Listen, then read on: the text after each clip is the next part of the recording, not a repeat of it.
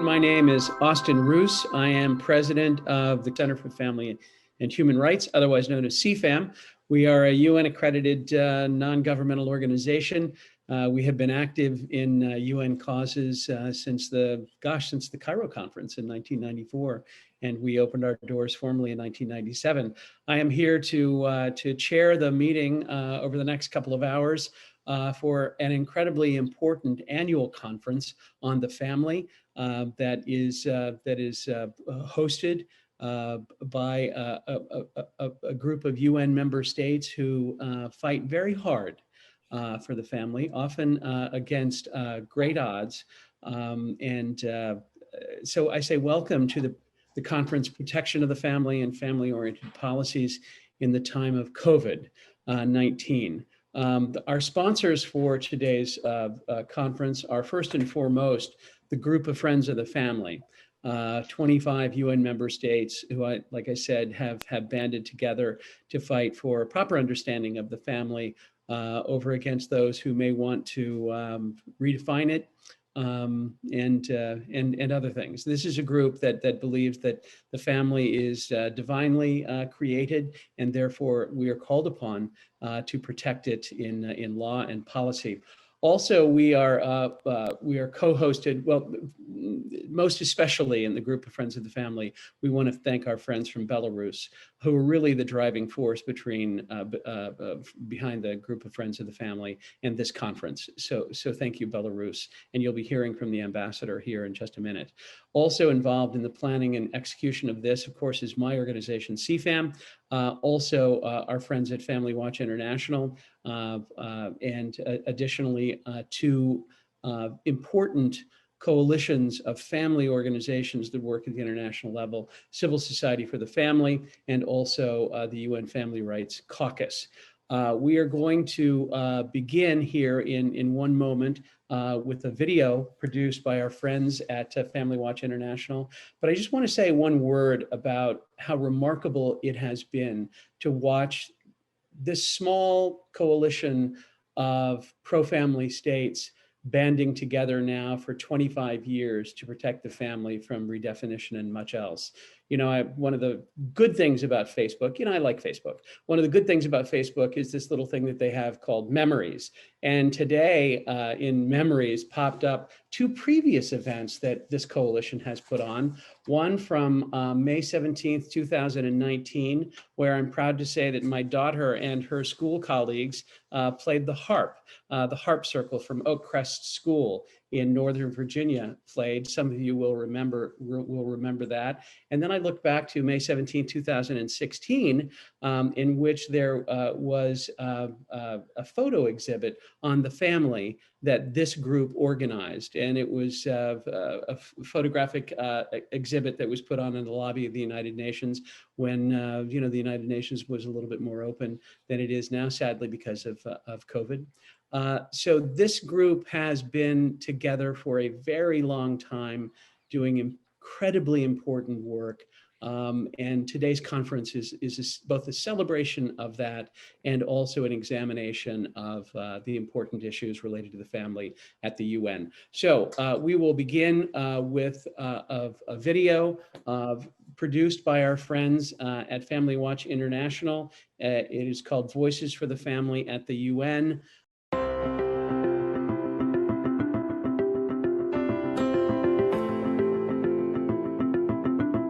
So I am who I am today because of my mother, because of the confidence and trust I saw in my mom. Family is a backbone for any humankind. I believe in families. Families are the cradle of hope. They nurture the future, and children need parents. With them, we can face a better world. The most wonderful thing that could ever happen to me.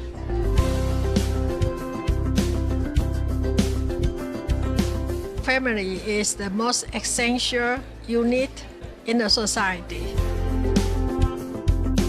It's an honor to speak of family as a mother of 5 sons and 2 daughters that have truly added to the quality of life for me and my husband. This is my granddaughter. When she is beside me, I feel that I own the whole world. And when I hear her voice from far, I feel happy.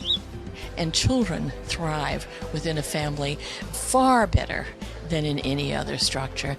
These relationships make us strong. We can survive everything. We enjoy life much more. The family is so important. If it wasn't for my mom and dad, I would not be here.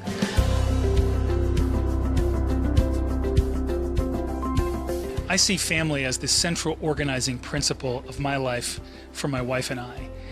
Our children, encouraging them, equipping them. Children are our future. They're our greatest asset. And the family is the place where children are nurtured and raised. The world needs families in order to create life. And this creativity goes on throughout all generations. Family matters. We should really all stand together in protecting it.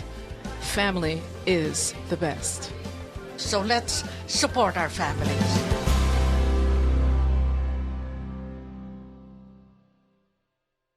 Thank you to Sharon Slater and her team at Family Watch International for that lovely video. It was nice to see so many old friends that we've worked with over these many years standing up for the family. We are going to enter now into some remarks, statements from UN member states and observer states. And before we do, I want to let any member states here who are present and have not entered the queue, that all you need to do to enter the queue is to let me know through chat, and we will bring you into the conversation. We've got several statements from UN member states, and we're going to start with our old friend, Ambassador Valentin Rybakov, the permanent representative of Belarus to the United Nations. He and his team have been remarkable in developing this organization, putting on this conference every year, and standing up for the family, and also, I would say, for the unborn in UN negotiations these many, many years. So it is a great honor for me to introduce Ambassador Rybakov. You have the floor, sir.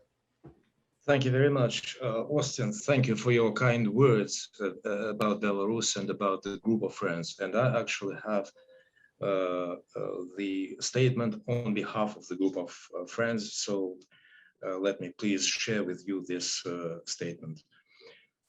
Excellencies, ladies and gentlemen, dear colleagues, friends, I have the honor to deliver this statement on behalf of the group of friends of the family, which consists of 25 UN member states from all regions of the world. We welcome today's event in commemoration of the International Day of Families that provides an opportunity to promote awareness of and increase knowledge about the social economic challenges affecting the family, including impacts of the ongoing COVID-19 pandemic. The group of friends reaffirms the importance of the role of the family as the natural and fundamental group unit of society. Being a beneficiary and an active contributor to the development process, the family requires constant protection by society and by the state. As envisaged in the Universal Declaration of Human Rights and legally binding documents, in particular, the International Covenant on Civil and Political Rights, the COVID-19 pandemic had an unprecedented impact on many spheres of life. It particularly affects family life in both direct and indirect ways, and has created new difficulties in various aspects of family life, such as social isolation, employment instability. It has also increased the risks of mental health conditions.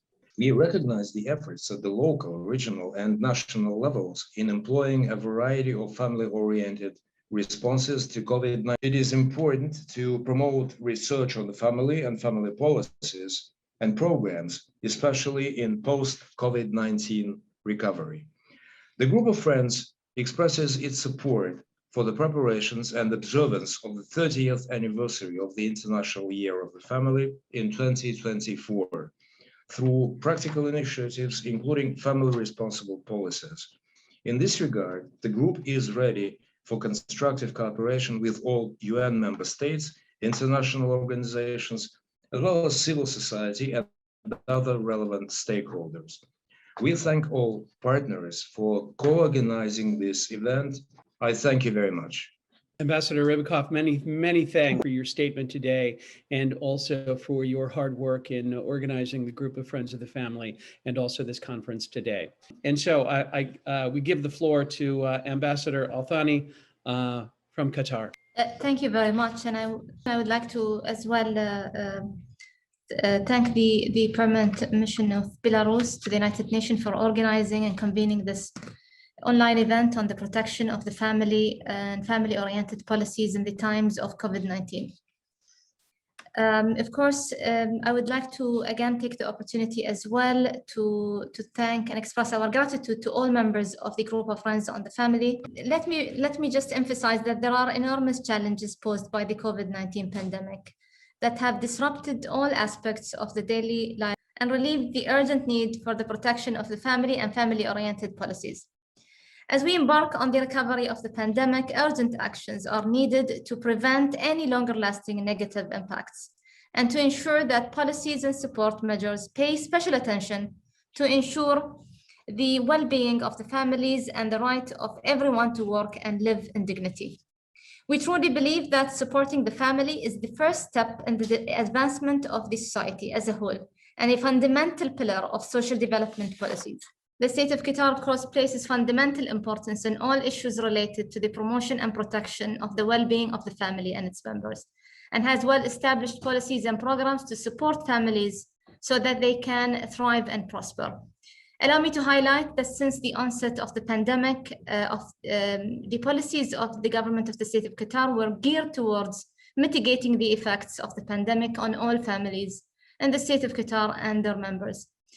Qatar is very proud that it has facilitated the past 15 years on behalf of the group of G77 and China, the resolution of the United Nations General Assembly on the International Year of the Family. This resolution, of course, provided the opportunity to raise awareness of the objectives of the International Year of the Family. And of course, we have consistently presented this resolution annually with a special focus as well on the impact of the COVID-19 pandemic on families around the world. Let me conclude by thanking you again for this opportunity, and we will continue to work together on supporting and promoting the rights and protection of the family around the world. Thank you again, Mr. Austin. Ambassador, thank you so much for your comments and for your very hard work on behalf of the family at the United Nations. We have fond memories of working with your government now many years ago in establishing the Doha Institute. And we recall fondly Richard Wilkins of BYU Law School. It is now my honor to call upon the permanent representative of the government of Saudi Arabia to the United Nations, a very powerful voice in the halls of the United Nations, and we're pleased to have Saudi Arabia involved in the group of Friends of the Family. And so now we give the mic to His Excellency Abdallah Al-Mulimi. Forgive my pronunciation. The mic is yours. Thank you very much, and I would represent my country's mission on behalf of His Excellency.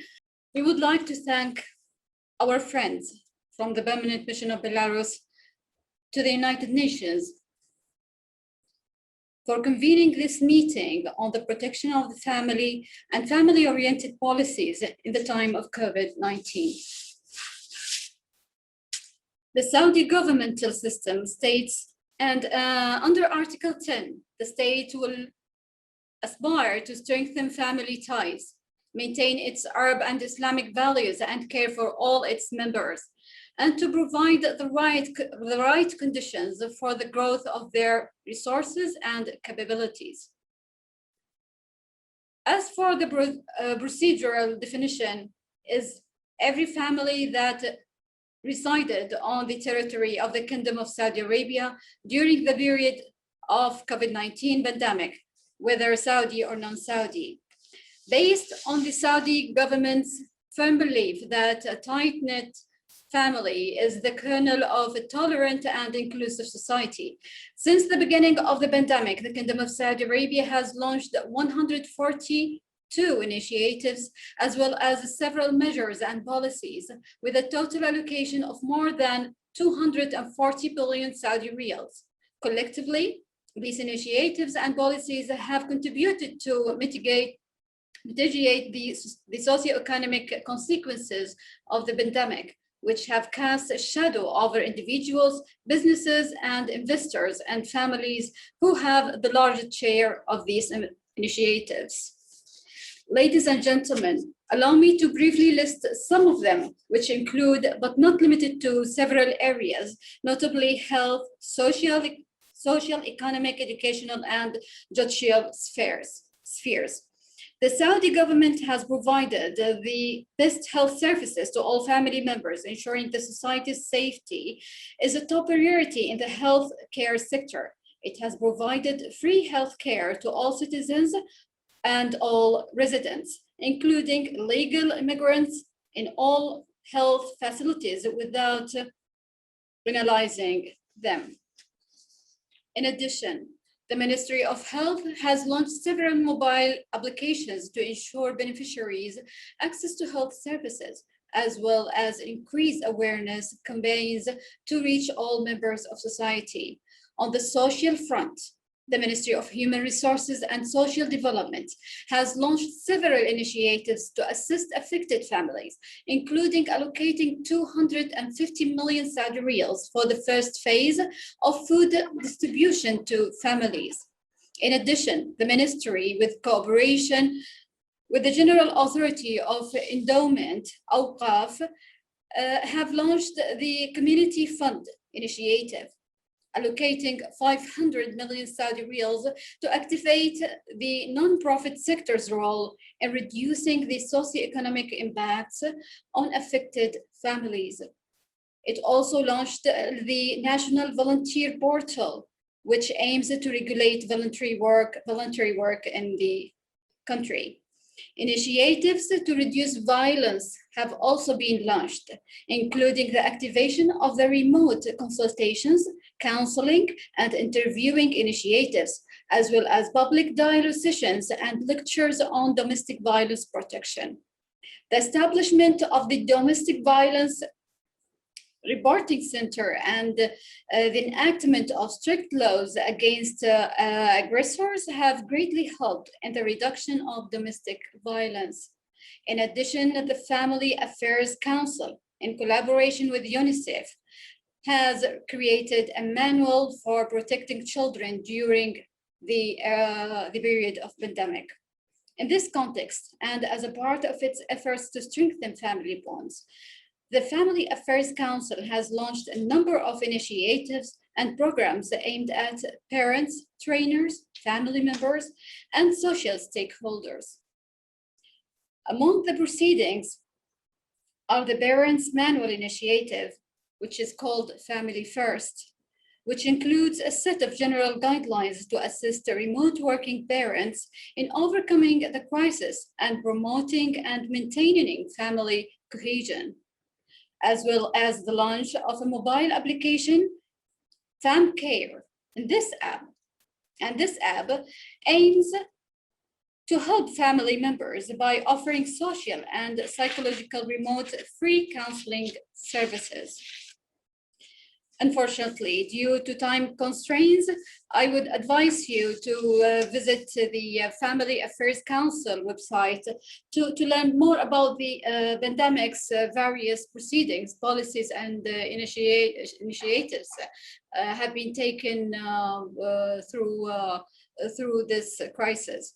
Ladies and gentlemen, in order to mitigate the financial and economic effect of the pandemic, the private sector stimulus office urged investors, companies, and small and medium enterprises to take advantages of the initiatives launched by the custodian of the two holy mosques, totaling more than 36 billion Saudi riyals. It benefits approximately 15,511 presence of businesses and several development projects. And the private sector workers receive a monthly compensation equal to 60% of their wages. The Social Development Bank has accepted 39,000 borrowers from the most vulnerable families, people with disabilities, and the elderly. It also provided financial assistance to micro entrepreneurs in the amount of 9 billion Saudi riyals. The Ministry of Human Resources and Social Development also launched an initiative to provide 3,000 Saudi riyals per month to Saudi men and women working in delivery services. Aside from capacity building initiatives for free education and training courses delivered via remote training platforms. In collaboration with Munshaat, the General Authority, the Enterprises General Authority, the Ministry of Commerce and Investment has also provided support to small, micro, and enterprise through the launch of 6 initiatives that have contributed to the support of over than 1,513 families. In terms of education, the Ministry of Education has taken precautionary measures to ensure the continuity of education in the event of coronavirus outbreak. It began developing an emergency plan and awareness campaigns for families and students to implement following the closure of academic institutions in this regard, create education content as well as technological and interactive solutions that have aided in the continuity of remote education through the AIN National Education Portal, the YouTube education channel, 20 television channels, and more than 8 million hours of online content to assist 3.5 million virtual classrooms. It is worth noting that the Ministry of Justice ensured that the justice and judiciary facilities continued to provide adequate service to individuals and families during the COVID-19 pandemic. It has introduced the Najiz platform and the 1950 line call center in this sense.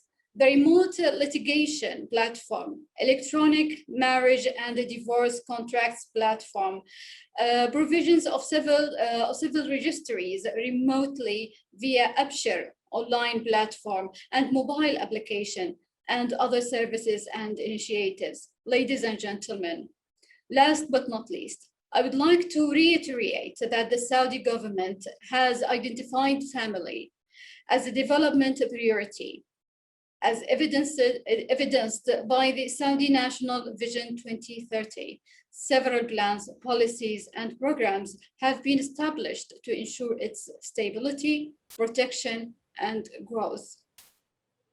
Thank you very much. Thank you very much. I know how very difficult it is to step in at the last moment when you're not expected to be the speaker. So thank you so much for doing that.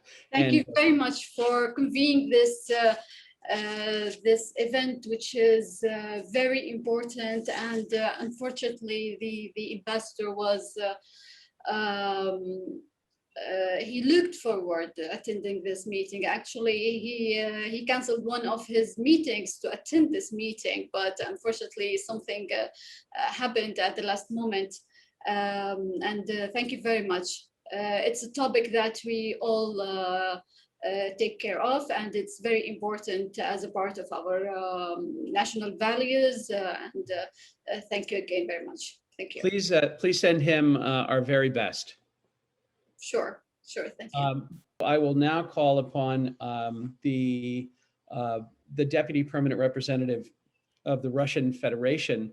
The Russian Federation has been extremely helpful for the past many years in the debates on sexual and reproductive health, on family, and many other issues related to the family. So it is a point of pride for us to welcome the Deputy Permanent Representative from the Russian Federation, His Excellency Gennady Kuzmin. Sir, you have the microphone. Thank you very much, Austin. Many thanks for nice words towards the Russian Federation in particular.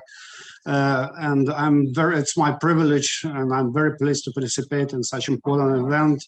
And you know how the Russian Federation pays much attention to the family issues. It's a very important topic for us. And let me, dear participants, the Russian Federation aligns itself with the statement delivered by the permanent representative of the Republic of Belarus, Mr. Valentin Rybakov, on behalf of the group of friends of the family. And we commend Belarus for coordinating the work of the group of friends and thank it for the initiating today's event in collaboration with the civil society. The topic of this year's commemoration is very timely as COVID-19 hit the fundamental group unit of society the most.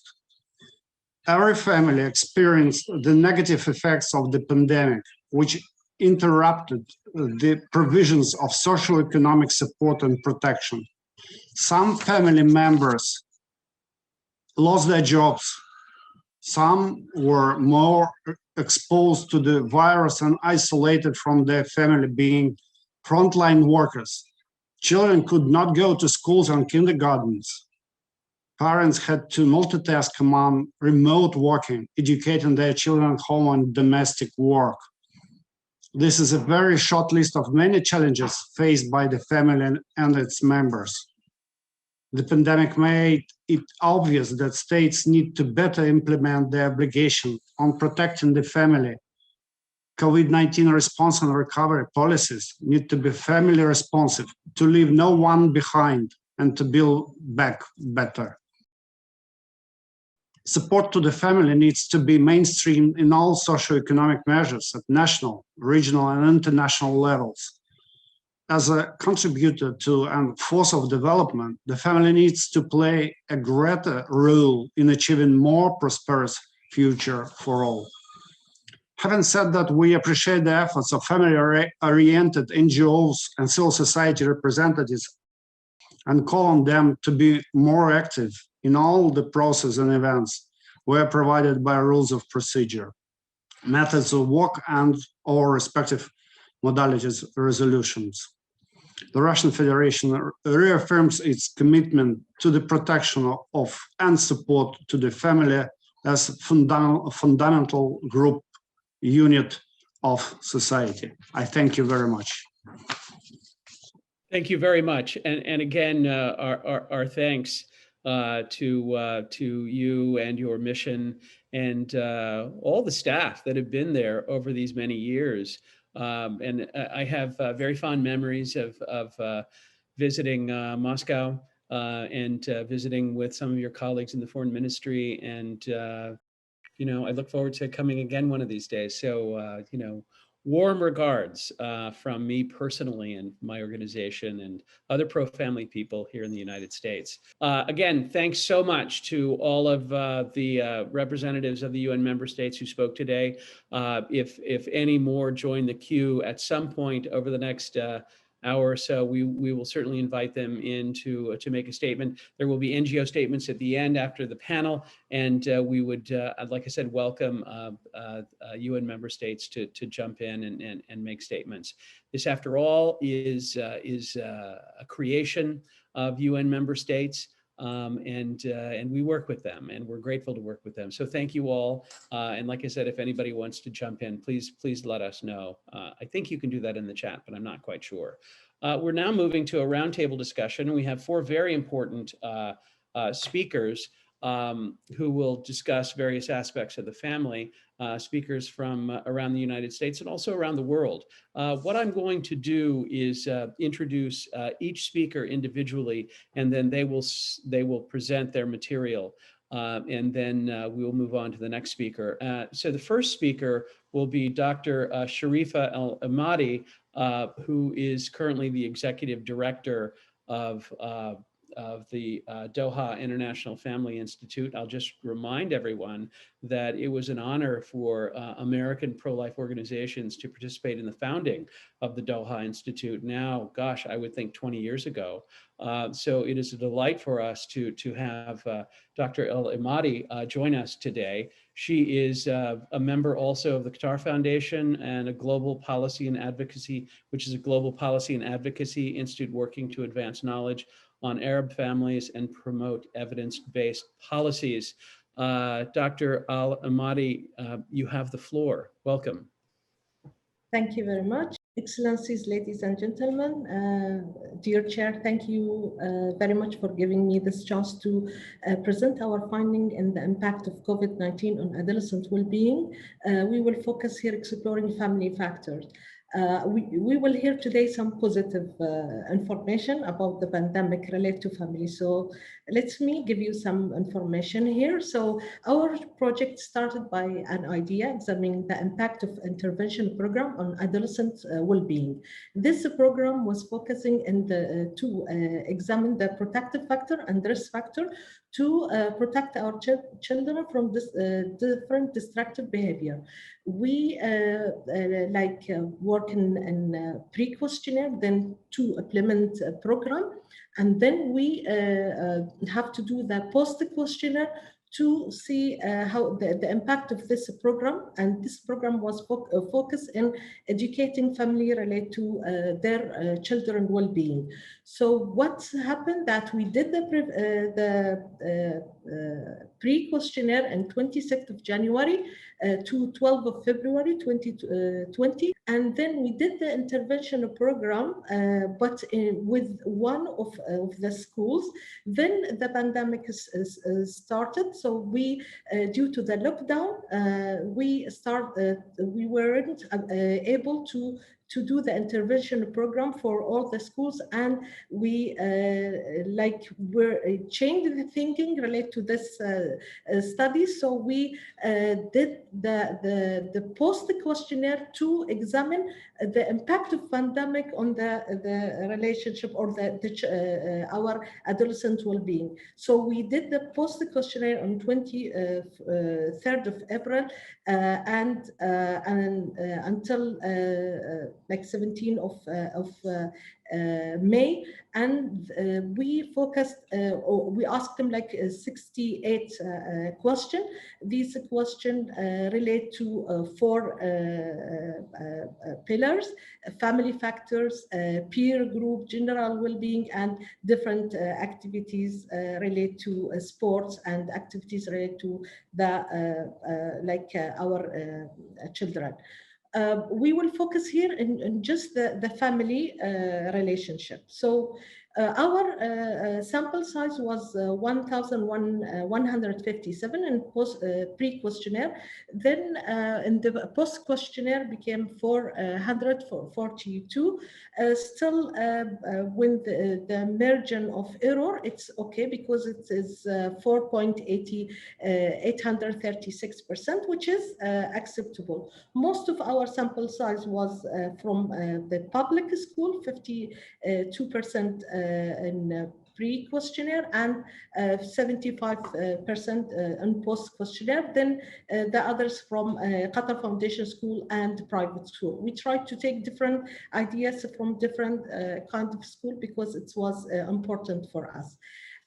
Also, the gender was most of them female, 60% pre-questionnaires, 57% in post-questionnaire. Our sample size, sorry to say that, I didn't say that, they are from 12 years old until 14 years old. So the result, I will try to do it as quickly as I can in 10 minutes. So we know that spending more time is very important. So and one of the important protective factor that will protect our children from different kind of behavior. So we asked them a question related to that. the percentage of those who spend more than 30 hours a week with their families increased from 29% to 45%, showing an increase of almost 16%. So this is one of the positive things that happened during the pandemic. The other things like relationship with their parents, so with their mother. Normally it was very good, like in the pre-questionnaire, 94%, which is okay, became 96%, but still increase about 2% in the post-questionnaire. So even it's the quality time, so they spent more time with their children, but still we can see even the quality time was okay. Relate to the relationship with their father, normally 90% was okay in the pre-questionnaire, became 92%, so there is a slight increase, about 2% in the post-questionnaire result. And it's noted that the percentage of those who described her father as not present was estimated at 2.07% in the pre-questionnaire and 1.70% in the post-questionnaire result, which shows that even the father now, it's more have more relationship with their children than before. Eating meals or during the meals, we communicate with our children, and it's very important to even be a role model for them and learn from us too much things during that. So during the meals, we saw that there is increase of 18% in the post-questionnaire. So increase in the children who eat meals with their parents during the pandemic, which is very good even. Can I, we asked them, can I easily receive emotional support from my mother, which is increased 5% in the almost always respond. So we can see that there is increase even in the emotional support with their mothers. We will see relate to if their parents they know where they spend the time during the evening. We know that the fear of disease and the pandemic, so they focus too much on their children. So we can see that there is an increase of about 10% that their parents knew where they were in the evening, which is even something positive. My mother and father set definite rules about what I can and cannot do outside the house. This is one of the question we asked them. Specifically, the percentage increase in the almost always category from 28.78% to 44.84%, showing an increase of almost 16%, which is even related to pandemic. What is the rule? I think wearing mask, distance, these things. So it's already changed with them. Also, reading books in our culture is normally it's not that much with their children. So in our culture, they prefer to do different activities, staying in majlis, let's say, or playing some games together, but not reading. So we can see even increase about 7% in the post-questionnaire result. So they start to read with their children, which is even positive. And the parent or the children that they feel that they said that their parents don't read with them, they were 59%. In the pre-questionnaire, 49%. That's showing a decrease of about 10% in the post-questionnaire that parents, they read more with their children. And the violence, this was a surprise for us because we heard even from the speakers today that there is increase in the violence during the pandemic. But in this research, what we discovered that the percentage family members who argue in the scary way, we asked them in the pre-questionnaire and post-questionnaire, decreased from 25% in the pre-questionnaire result to 15% in the post-questionnaire result, showing an overall decrease of 10%, which is something even positive. Relate to physical violence, it's decreased from 18% in the pre-questionnaire to 9% in the post-questionnaire, which may indicate the decrease in the rate of physical violence also. So this is exactly a few of our results. You can enter even see all the results relate to 68 questions, inshallah, in our website. You can find even more than this. But our recommendation, we will conduct this study because we did it as a pilot study, but we didn't do the intervention program. So we have to do it again and focus on the risk factor and protective factor related to adolescent.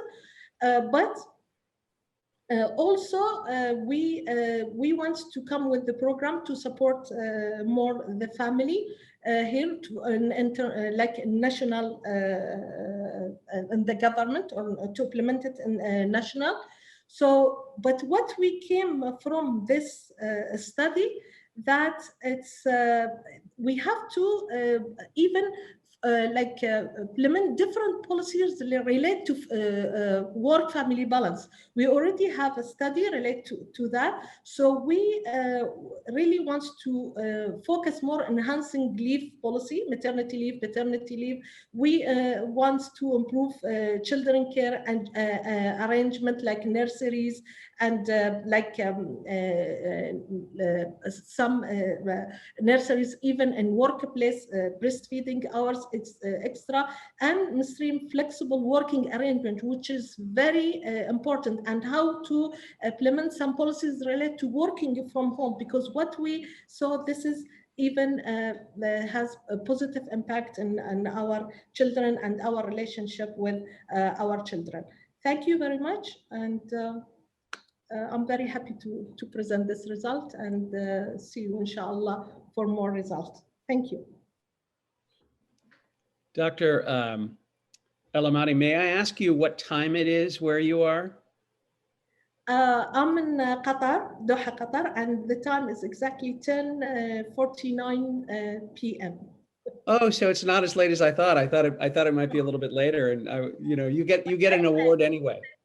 If it's after 12, I'm very happy to be with you and present my It's way past my bedtime.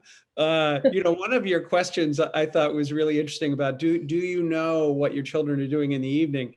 And I'm old enough to remember on American television at 10 o'clock every night, there was an ad that said, "It's 10 o'clock. Do you know where your children are?" So they don't do that anymore. They don't care much anymore. So we will do it, inshallah, in Doha. Thank you so much. And I just want to point one thing out that strikes me as we go through all the speakers, and also in the work that we do at the United Nations, is I call this the true ecumenism. And that is people of different but strong faiths who put aside our differences and band together to fight for the things that we agree on. And one thing that inevitably happens is friendships form, love grows. It is quite remarkable what we see at the United Nations. And so we're delighted to have you. And thank you so much for your work, your study, and your comments today. It is my real pleasure to introduce a friend who has I've been in his presence many times at conferences, and he's spoken at conferences that CFAM has hosted at the United Nations, and that is Mark Regnerus, who is a professor of sociology at the University of Texas at Austin. He has done groundbreaking work on the importance of children and moms and dads, and what was very important in the marriage debates that happened here in the United States a few years ago and ongoing. His research is in the area of sexual behavior, family, marriage, and religion. He's the author of over 40 published articles and book chapters in 4 books. He is an utterly charming man, and I'm happy to say that I have also met his wife. It is just a delight for us to have with us today Mark Regnerus. Mark, welcome. The microphone is yours.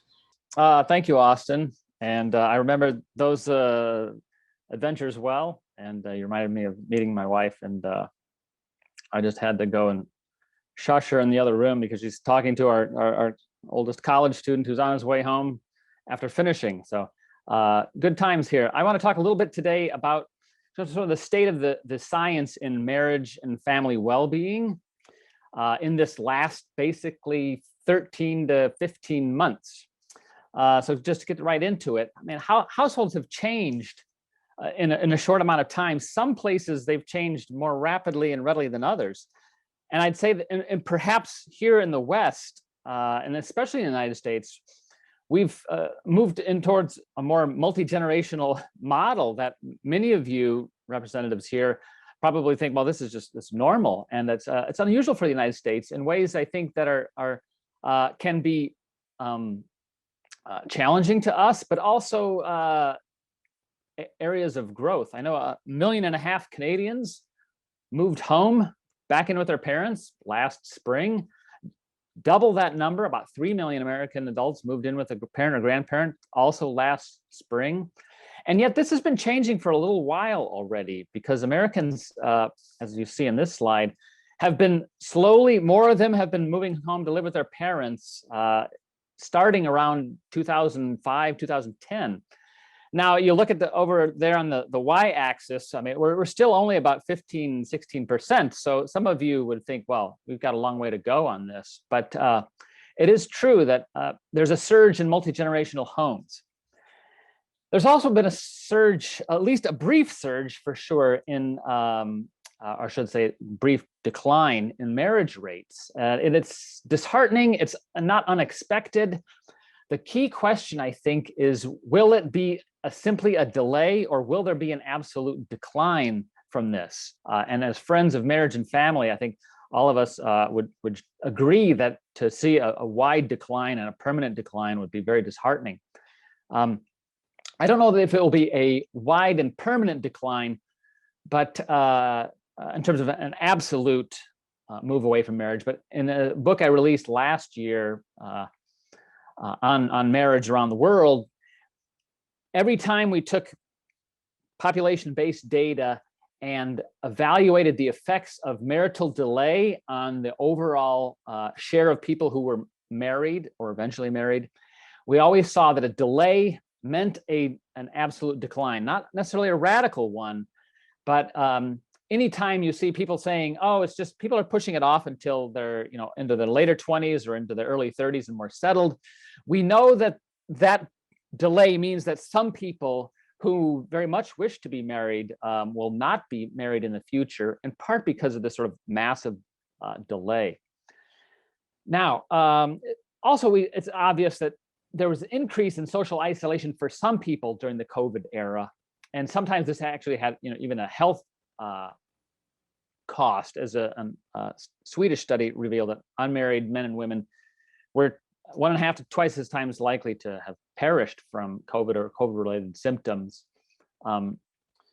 in Sweden. Now, you do think like, okay, there's this increasing social isolation that's going on. At the same time, there's a surge in multi-generational homes. And so obviously where people move back together and back home, and one of the key reasons that people moved back home was not necessarily because they needed it or lost their jobs, although that is true in some cases. It's that they wanted to be around people, and they'd even pick their parents if they had to. So we saw increasing social isolation, but whenever we saw people moving together to be back with parents, the general socialization processes that kick in benefited. And so some households in the COVID era have flourished. Now, I just want to show you a little statistic from this American study, and I'll talking a little bit more about a couple other studies from outside the United States in a second. But this is a study from an organization that I'm generally not a fan of, although we tend to use the same data. And so I know that they have pretty good data, but I also know that they're not going to sort of lie to me with it because it's publicly accessible. ages 30 to 50, they found that 3/4 of married Americans said the pandemic actually strengthened their marriage. Even more said that made them appreciate their spouse. At the same time, you hold these things in tension because almost 2/3 of them said the pandemic is very stressful on their family. Almost 1/3 of them said it was testing their marriage. But then you get down to sort of the share of people who think about leaving or separating or divorcing.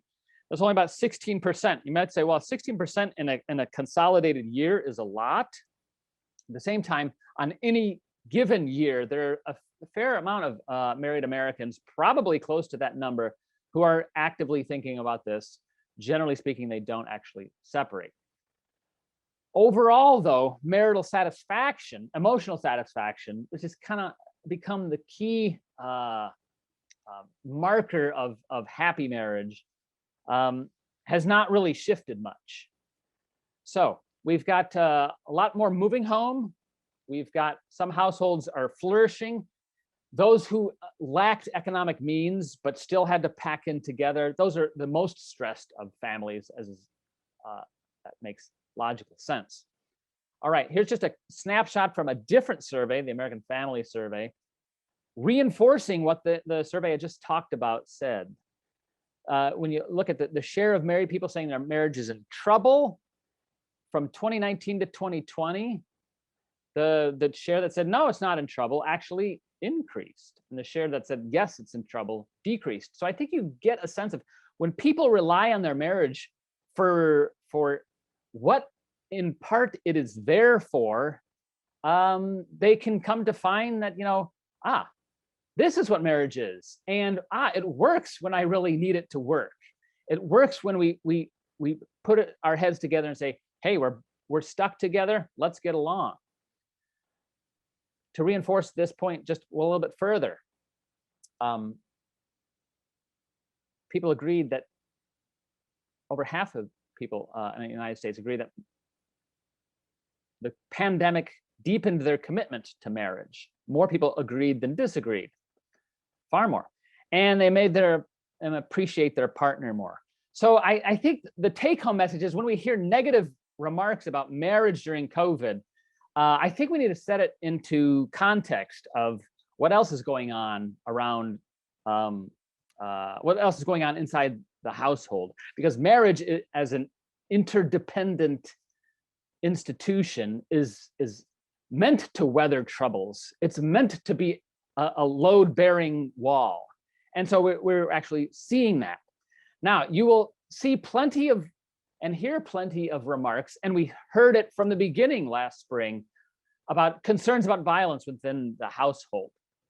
One of the disappointments when I was asked to talk about this general topic, and I went to sort of study the recent literature from the past year about both family health and violence inside the household. One of the things I was very frustrated with is it was difficult to find research that actually distinguished between kinds of relationship inside the household, right? So I list here something called intimate partner violence, gender-based violence, and you folks in the UN are quite familiar with these terms. But I found that most of the research in this area woefully inattentive to the nature of that intimate relationship. Because it's just obvious that from the data I'm familiar with, some relationship forms are both more unstable and more prone to violence than other forms.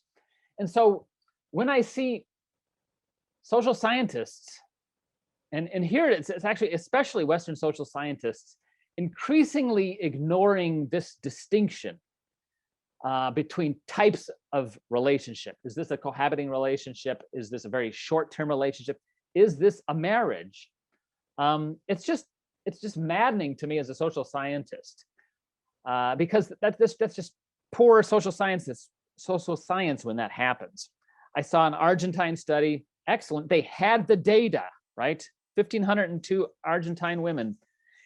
They had the distinction between marriage and relationships that were not marriage, and they did not talk about its effect. I saw an Austrian study. also had the data, but they did not map the influence of marriage. Elsewhere, though, I think they're paying a little bit more attention. I came across an Indian study of 400 adults last April. They noted that the development of anxiety in the COVID era lockdowns was 40% lower among people who were married than people who were not married. A Nigerian study last April and May noted that married females coped better, while self-employed singles recorded the highest stress. So overall, there is not a whole lot of data yet out on the subject. There's a lot more on like what cures, what can get rid of COVID, what can how effective are the vaccines. We see a lot more evidence on that stuff. When it comes to social science on family relations and violence, we see much less. However, very little of the sort of the data I'm seeing matches the kind of consensus terminology that you hear in the UN about intimate partner violence, gender-based violence. What I see is sort of marriage pays dividends. So with that, I will conclude. Thank you, Mark. Really interesting information. Just a personal note, it's hard to say this because so many people suffered greatly during COVID, but for many others, it was almost a blessed time. For my family and I, our girls were home during the day. We were all there. We spent our days, in the backyard. I was working on a book. The children were jumping on the trampoline. The neighbor kids were bonded together in a way that we had never seen before. There were 15 neighborhood kids traveling in a pack all over the neighborhood. We sat in the backyard watching the chickens. It was a really blessed time. How was it for you, Mark? Well, an introvert, I may not come off as an introvert, but introvert like me, day to day, it didn't seem a whole lot different, right? So, we had college kids come back for several months, and then they went back in the fall and did not return. So insofar as we could convey a sense of normal life, it has been fine. At the same time, I recognize that it came down hard, the pandemic, on people who lacked employment security. At the same time, family is supposed to be about this, sort of like when there are crises, we turn towards each other to help each other. And so moving back home is not inherently a problem, even in the United States. Yeah, indeed. I'm very grateful for your data. I have a feeling we're going to be writing about your data this week in the Friday Facts. So thank you, Mark, for coming on. I am told by my colleague, Lisa Carenti, that the ambassador from Egypt has arrived, and we welcome him to make a statement. We are delighted to welcome His Excellency Mohammed Idris. Mr. Ambassador, you have the floor. Thank you very much. Thank you, Mr. Austin. Thank you very much. Allow me to join in thanking all participants, and just apologize that I joined late because currently I'm the chair of the Peace Building Commission, and I was engaging in another meeting in that capacity. So in this cyber space and virtual meetings, lots of overlaps happening, unfortunately. But of course, I couldn't miss being in this important meeting to commemorate the International Day of the Families, and to thank our co-chairs of this important group, the Belarus and Qatar, and to thank the great support of civil society and academia in this endeavor. And just to also highlight that we share this keenness as you do, and that the Egyptian Constitution contains a special provision assuring that family is the basis of society. And it also mentioned the role of the state in protecting the cohesion, stability, and consolidation of the family values. And of course, despite the multiple challenges that families worldwide are currently facing, it is essential to note that the positive role a family plays on different levels. Examples include ensuring that children's education continuity during the school closures, taking the extra care duties because of the limitations or the unavailability of care services, handling the stress and anxiety associated with the pandemic socioeconomic impact. And this socioeconomic impact to families is one of Egypt's priorities during the current time. Since the pandemic outbreak, the Egyptian government decided to expand the social protection program known as Solidarity and Dignity by including additional 100,000 new households to the beneficiaries. The program implemented by the Ministry of Social Solidarity mainly provides family income support aimed at increasing food consumption, reduction poverty, while encouraging families to keep children in school and providing them with needed health care. The program is also part of the social safety net and one of the government's mechanisms to develop social protection systems and link the families in need to development indicators in order to enhance access by poor households to their basic rights. Last March in Egypt, the Positive Family Parenting Program was launched. The program is another social protection mechanism that offers to the most needed families sessions on key parenting domains such as primary care, early childhood development, social upbringing, emotional and psychological development of the child, and positive discipline. So just to conclude, I think this group of friends offers a significant contribution to advocating the role of the family and the family-oriented policies aiming to invest in people, build healthy relationships between the family members, and protect our societies facing these dreadful socioeconomic impacts of the COVID-19. I thank you very much, and it's a great honor to benefit from the valuable contribution in this session. Thank you very much. Mr. Ambassador, thank you so much for joining us. We have fond memories of working with your delegation these many, many years in defending life and family, and you have been a stalwart in working with pro-life and pro-family groups. So I thank you, and I thank you for joining us today. We will continue with our panel on the family, and it is my pleasure to introduce Melissa Moshella, who is an associate professor of philosophy at the Catholic University of America. We have many friends at CUA, so we are delighted to welcome you here.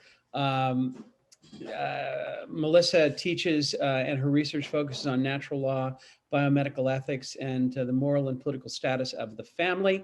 She is also a McDonald Distinguished Fellow in the Center for the Study of Law and Religion at Emory University School of Law. Again, we are delighted to have you, and the microphone is yours. Thank you so much. It's a real pleasure and honor to be here. My presentation today is going to focus on how protecting parental rights supports children's well-being, and to give a kind of deeper dive into understanding the foundations of parental rights and the policies that would be required to fully respect and protect those rights. So just to kind of frame the topic, I have here a quote from Melissa Harris Perry, a political scientist who in 2013 on MSNBC said the following. She said, "We have to break through the kind of private idea that children belong to their parents or children belong to their families, and recognize that children belong to whole communities." And this, these comments, for obvious reasons, ignited furious public discussion.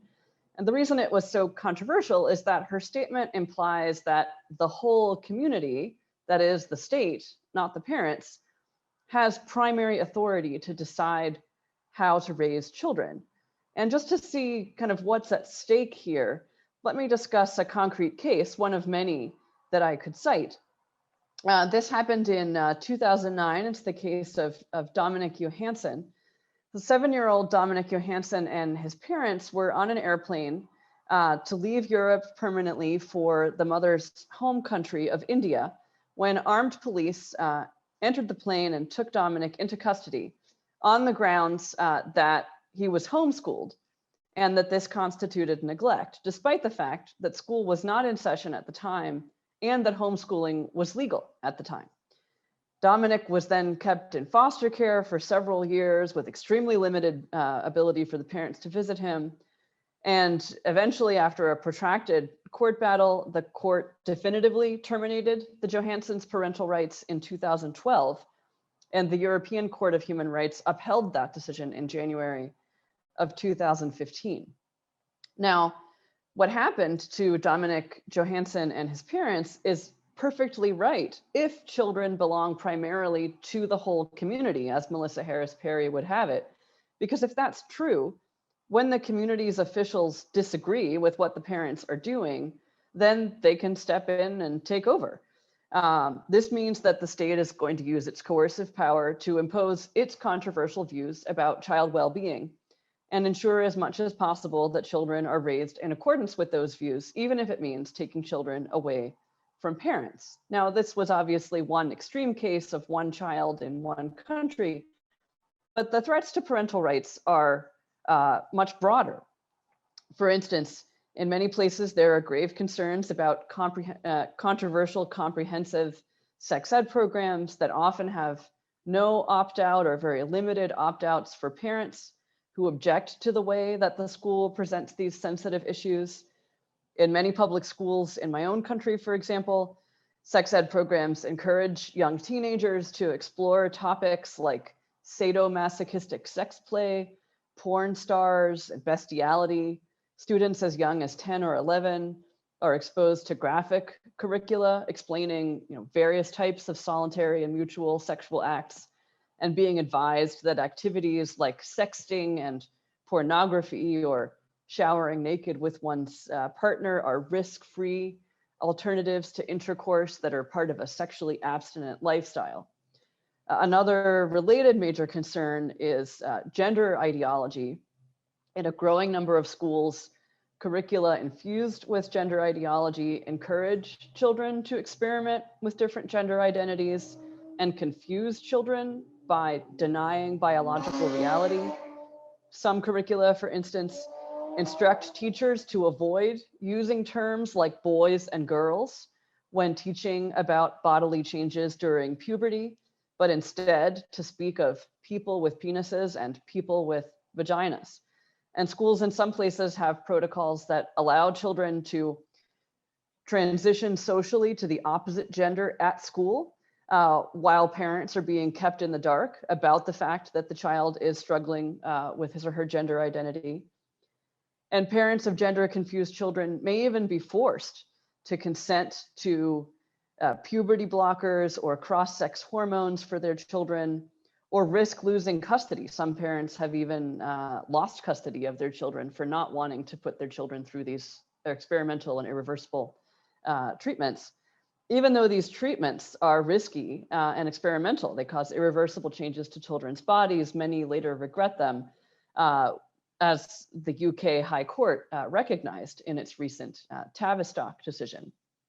Also, many public schools' attempts to implement highly ideological, quote unquote, diversity education or citizenship education programs present similar worries. This issue is highlighted in one US court case, Mozart v. Hawkins from 1984, in which evangelical Christian parents wanted to exempt their children from a diversity-oriented reading curriculum that they believed fostered religious relativism and was harmful to their children. The court, however, denied the parents' request, arguing that the state had an interest in preparing children for citizenship in a pluralist society. And more generally, studies have found that there is widespread textbook bias against more conservative moral and religious views in readers and in social studies textbooks across the board. And while in the US, at least, parents technically do have the ability to send their children to private schools or to homeschool them, even though homeschooling is illegal in many other countries, still many parents who don't have the resources to send their child to private school or to homeschool will find themselves stuck with no alternative but to send their children into an environment that they think could be quite harmful to them. And if people like Harris Perry and many, many other prominent scholars had their way, homeschooling would be illegal everywhere, and private schools, if tolerated at all, would be required to include these controversial elements in their curricula. So I want to spend a few minutes thinking more deeply about why Harris Perry's claim that children belong not to their parents, but to the whole community is fundamentally flawed. So why don't children belong to the state? Well, we see articulated in the Universal Declaration of Human Rights this recognition that the family is the natural and fundamental group unit of society and is entitled to protection. We see also that everyone has the right to freedom of thought, conscience, and religion, which is deeply connected with parental rights because many parents understand their obligations to raise their children in accordance with particular values and a particular faith as a extremely grave and important religious duty, and it's certainly for all parents a matter of conscience. And then lastly, directly, the UDHR states that parents have a prior right to choose the kind of education that shall be given to their children. So what are the kind of deeper foundations of these rights that are recognized in the Universal Declaration?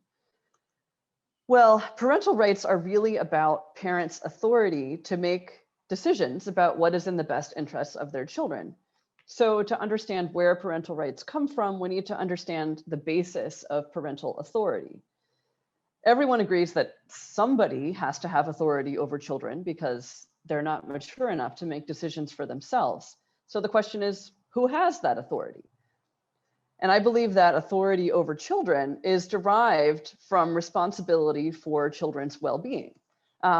So whoever has the strongest and most direct responsibility for the child's well-being is the one who has the strongest authority to make decisions about what is in the best interests of the child. And so to figure out who has primary authority over children, we need to figure out who has the closest relationship to a child, because I think that your degree of responsibility for someone's well-being depends on the closeness and nature of your relationship with that person.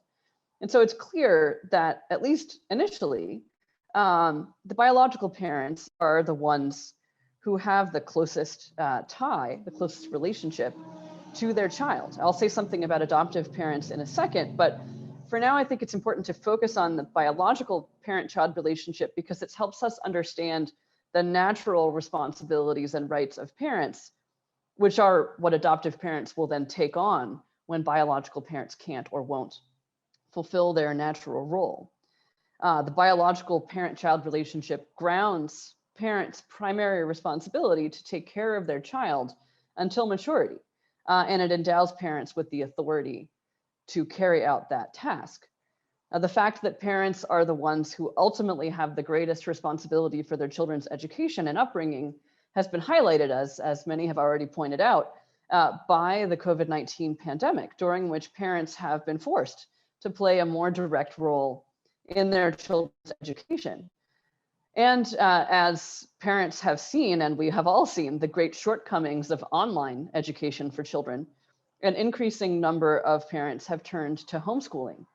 And many families have actually found through this experience that while it's been challenging, the increased time together has been a great blessing, and that their children are actually happier and learning more because there's more time and flexibility to tailor education to their children's unique needs and talents when they're being educated at home. As a result, many parents now say that they want to continue homeschooling even after the pandemic ends, or do some kind of hybrid model of partial homeschooling, partial schooling at a private or public school. It's interesting also to note that many public schools, at least in my own country, have still not returned to full-time in-person schooling. While most private schools, which unlike public schools are directly accountable to the parents, have been offering in-person schooling since at least this past fall. And of course, homeschooled children have been able to continue their education uninterrupted throughout the pandemic. Now, what has happened with parents playing a more direct role in education due to the pandemic, largely to the benefit of children, also indirectly helps us to see how protecting the natural rights of parents as primary educators corresponds to the needs of children. Because of the existing relationship that's both biological and psychological that a child has with his biological parents, the child is personally dependent on those parents for the ideal fulfillment of developmental needs. The parent-child relationship is unique in that it's a permanent identity-defining link between parent and child, right? If I had been conceived by different parents, I wouldn't be the same person. I just wouldn't exist. And so even if a child is not raised by biological parents, that link is there and it's important. It matters very much to the child. The importance of this link is underscored by research that's been done on children conceived with the sperm of anonymous donors who often feel that they are deprived of a key to understanding their identity. Now, what about adoptive parents? Of course, in non-ideal circumstances, when biological parents are unable or unwilling to raise their child, adoption will be the best option for meeting the child's needs. And adoptive parents, of course, are true parents with the same obligations and rights. But the difference is that the obligations that adoptive parents have to their children and their corresponding rights derive initially from the commitment that adoptive parents make to take on the parental role, while the obligations of biological parents derive from the already existing relationship that they have to their children. I've emphasized the biological tie here because it's the biological parent-child relationship that helps us see why the family community has a natural structure, married biological parents and their children, a structure that is not arbitrarily defined by the state. And therefore, this helps us see why parental authority is original and primary, not derivative of the state's authority. To borrow a metaphor from Thomas Aquinas, it's just as natural for children to be raised to maturity within the spiritual womb of their family under the authority and care of their parents, as it is for children to be gestated in the physical womb of their mothers. While physical gestation only lasts 9 months, human beings have a very long period of psychological, moral, and intellectual gestation that takes place outside of the womb. And that period of gestation doesn't end until the child reaches a level of maturity at which he can direct his own life. And like the physical womb, the family is the spiritual womb, a protected sphere within which children can grow to maturity. And it's from this spiritual womb that children are then born into the larger society as adults. Thus, the family, grounded in marriage, is a natural authority structure that corresponds to unchanging features of human nature and deep human needs. The state didn't create that structure any more than it created a woman's womb. And it's not from the state that parents get their authority. Parents have their authority by nature, and the state has no right to take it away or encroach on it. Now, of course, it's true that children are also members of the larger political community, but only indirectly. Right? Human beings are, in a sense, nested within various levels of community, like traditional Russian nesting dolls. Children belong first and foremost to their families, headed by their parents. And the parents are the ones with the most direct obligation and authority to take care of them until maturity. As a result, children's relationship to the political community is fundamentally different from that of adults because it's mediated through their belonging to the family and living under the authority of their parents. Just as, for instance, my relationship to the United Nations is mediated through my US citizenship. There are, of course, times when the state may be justified in breaking into the spiritual womb of the family and interfering with the way parents raise their children. But the justifications for coercive state intervention into the family sphere are few. They're similar to the justifications for international intervention into the affairs of a sovereign nation. Similar to, for instance, cases of very serious, egregious human rights violations or threats to international peace, which would justify interventions in the internal affairs of other nations. Likewise, genuine abuse and neglect defined non-ideologically, or a kind of serious threat to the public order in the way that parents are raising their children, could justify the state stepping in. But otherwise, parents have the discretion to make the determination about what is in the best interests of their children. So just to conclude, these are the reasons why, when it comes to making controversial decisions about what's in the best interests of children, particularly in the area of moral and religious education, the authority to make those decisions belongs to parents. While the state does have an interest in children's well-being, and especially in ensuring that children grow up to be responsible and productive citizens, the state's job is to facilitate the parent's task, not to usurp that task, except in cases where parents are clearly abusive or neglectful, cases analogous to those in which other nations or the UN could rightfully intervene in the internal affairs of a sovereign state. So what would be required to bring education policies into line with respect for parental rights? I won't go into detail, but let me just list a few things.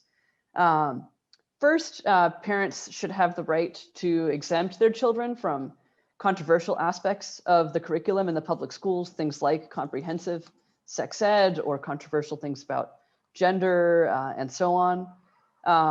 Also, parents should have the right to genuine school choice. They should have the right, obviously, to send their children to a private school. They should have the right to homeschool them. And also, I think that there's no reason why public schools, government-run schools, should have a monopoly on public educational funding, given that parents are primary educators and educational funding could be funneled through parental choice, who could then use that funding to send their children to the school of their choice that is most suitable for their child. Also, there should be minimal state interference with private and religious schools or homeschools, and also the rights of parents to make medical decisions on behalf of their children should be respected, including in controversial areas of things like gender and so on, where there's been a great push to usurp the ability of parents to make those decisions.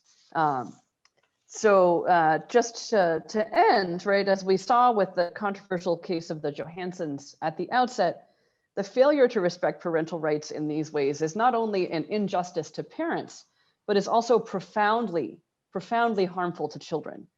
So policies that respect the rights of parents are also, I believe, one of the best ways to promote the well-being of children. Thank you very much for your attention. Dr. Moschella, thank you so much for that enlightening presentation. I've got a couple of quick questions. What has been the final disposition of the Dominic Johansson case? Was he ever reunited with his family? What happened? No, the parental rights were permanently terminated. And so he could have been adopted by somebody else or simply remained a ward of the state until maturity. But yeah, extremely tragic case. They kept trying to appeal even all the way up to the European Union Court, but to no avail. You know, the analogy that you drew between the sovereign rights of parents and the sovereign rights of states vis-a-vis international institutions is right on the money, and something that is music to the ears of UN diplomats who are standing up often, and they fight for sovereignty language in UN documents and over against those who want to take those sovereign rights away. So that was exactly correct. And one final point, it seems to me, and I write about this in a book that I just published, that what we're up against is not just a new faith, but a new established church. Oh, yes. A child is told in the grade school right down the street from where I sit that sex is assigned at birth and that they might be born in the wrong body. These are religious claims. And when they force a child to use, quote unquote, the proper pronouns, that they are forcing religious speech on children, in my view. So I'm very grateful for all the information that you gave us with regard to parental rights and gender and things like that. It's boy, it's one of the central issues of our time. I've just been notified that the ambassador from Bangladesh has returned, and we are delighted to have her. And forgive me, I do not have her name in front of me because it got past me, but I will turn the microphone over to Bangladesh. Welcome and thank you for coming. Thank you very much, Mr. Moderator. Thank you for finally recognizing me and for giving me the floor. I had actually given up hope of getting the floor at all this year. We attach high importance to this group's work, so I'm very pleased to be able to share a few thoughts. Allow me at the outset to thank my dear colleague, Ambassador Valentin Rybakov, for leading the efforts of the group of friends and family and for organizing today's commemorative event. Excellencies, dear friends and colleagues, we meet in the midst of the severest crisis of our time. The pandemic has impacted all aspects of human life, and families as the primary unit of our societies are bearing the first and worst brunt. While some dependents, especially the elderly, suffered from inadequate health services and proper care, the children had to sacrifice their childhood in uncertainty and despair, making them particularly vulnerable to exploitation and abuse. We have also seen a rise in domestic and gender-based violence, mental health issues, as well as other social ills such as hate speech and xenophobia. The financial hardships due to loss of jobs and income added further stress in the well-being of the families. In Bangladesh, families that are dependent on the income of expatriate migrant workers are severely affected as the migrant workers had to return in the midst of the pandemic. Women workers, who constitute 80% of the labor force engaged in the ready-made garment sector, have also been hard hit due to job loss, raising the risk to violence and abuse, also taking a toll on their hard-won advancement and empowerment in society. It is at such times that we realize the role and importance of families in our lives, our first line of support. Excellencies, dear friends, the family is recognized in the UDHR as a natural and fundamental group unit of society, which is entitled to protection by society and the state. As we build back better, our efforts must emphasize the role of the family because of its essential function as primary educator, economic driver, and provider of social safety net. In Bangladesh, we are committed to a whole of society approach in taking along all sections of its population towards sustainable and resilient COVID recovery. Welfare measures have been taken to support families in distress, which include cash and food grants for all vulnerable and marginal groups, including women and returning migrant workers. We have allocated over 16% of our total budget for social safety net programs targeting almost 11 million people. Building back better, dear colleagues, from the pandemic will depend on policies that promote the family and ensure inclusivity. Allow me to share some thoughts. First, the unique role of family, as well as the specific needs and vulnerabilities of its members, especially the older person and the younger members, should be a priority in COVID response and recovery efforts. Governments must ensure that the families suffering from hardships have access to adequate social protection measures. The coverage of such measures may be broadened to ensure that no one is left behind. Secondly, health services should be equitable and responsive to the social and psychological needs of all. Prioritization of vaccines for older people and other members with special needs must be ensured. Thirdly, children and youth who suffered from loss of education and income due to COVID should be offered with alternative options for continuation of education and means for self-reliance, including by bridging the digital divide. Finally, dear friends, the civil society, academicians, and the private sector must play the role in upholding the family by developing and implementing policies and programs targeted to families in an inclusive and participatory process. Excellencies, dear colleagues, as we grapple with the most challenging crisis of our time, the role of the family as the primary unit and the first call to provide support and unity cannot be emphasized more. We must promote the values and virtues of families and its pivotal role as we strive to build back better, stronger, and more resilient from this crisis. I thank you all. Ambassador Fatima, thank you so much for joining us.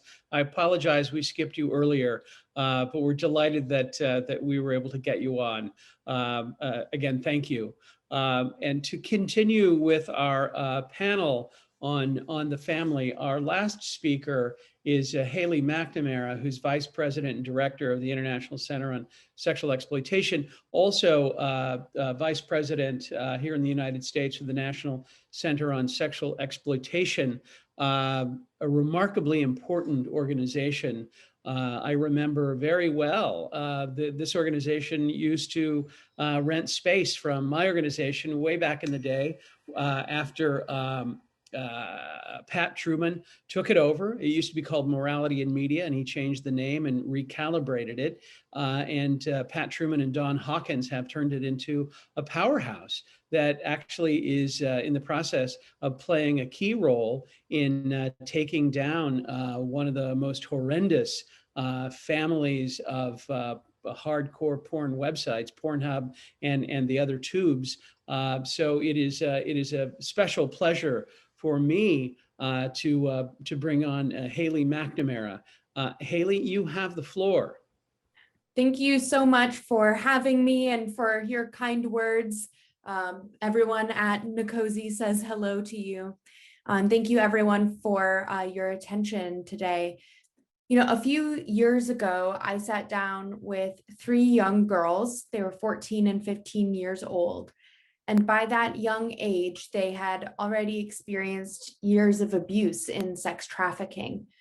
They told me about how their abuse first started through direct messages on a social media platform.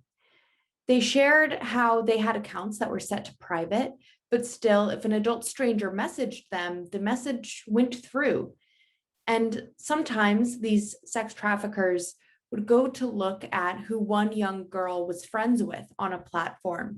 And they would use that friend or follower list to reach out to their entire network, almost like a menu, searching for someone vulnerable to groom. Sometimes these survivors explained that they would walk home from school and a trafficker would approach them, flirt with them, and ask for their social media information so they could follow them. And then the online grooming would begin from there.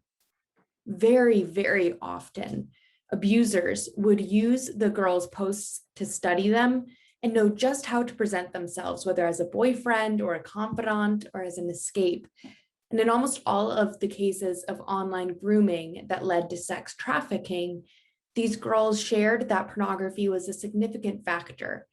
Often, girls would be groomed and manipulated to share sexually explicit images of themselves with the trafficker, who then used those images to either extort or blackmail them into offline abuse, or to coerce them to continue to self-produce child sex abuse materials, sometimes called child pornography, or CSAM for short, which they then sold to third parties.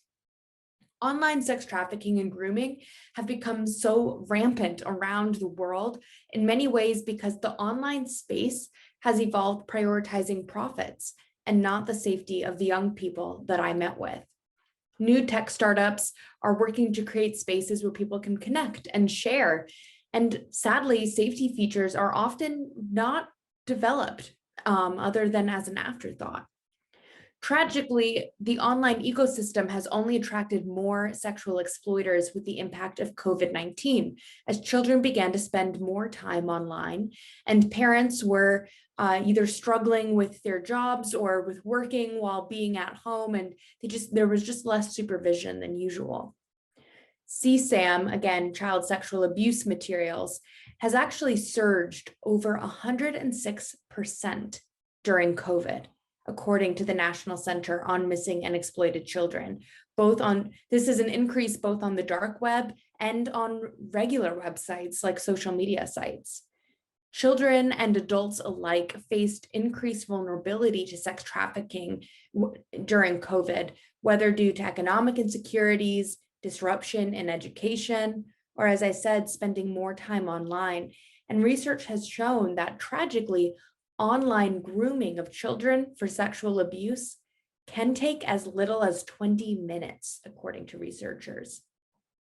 Also, according to a recent Interpol assessment, there's been an increase in the sharing of, not only been an increase in the sharing of child sexual exploitation material, or CSAM, but there's also been less reporting of that child abuse.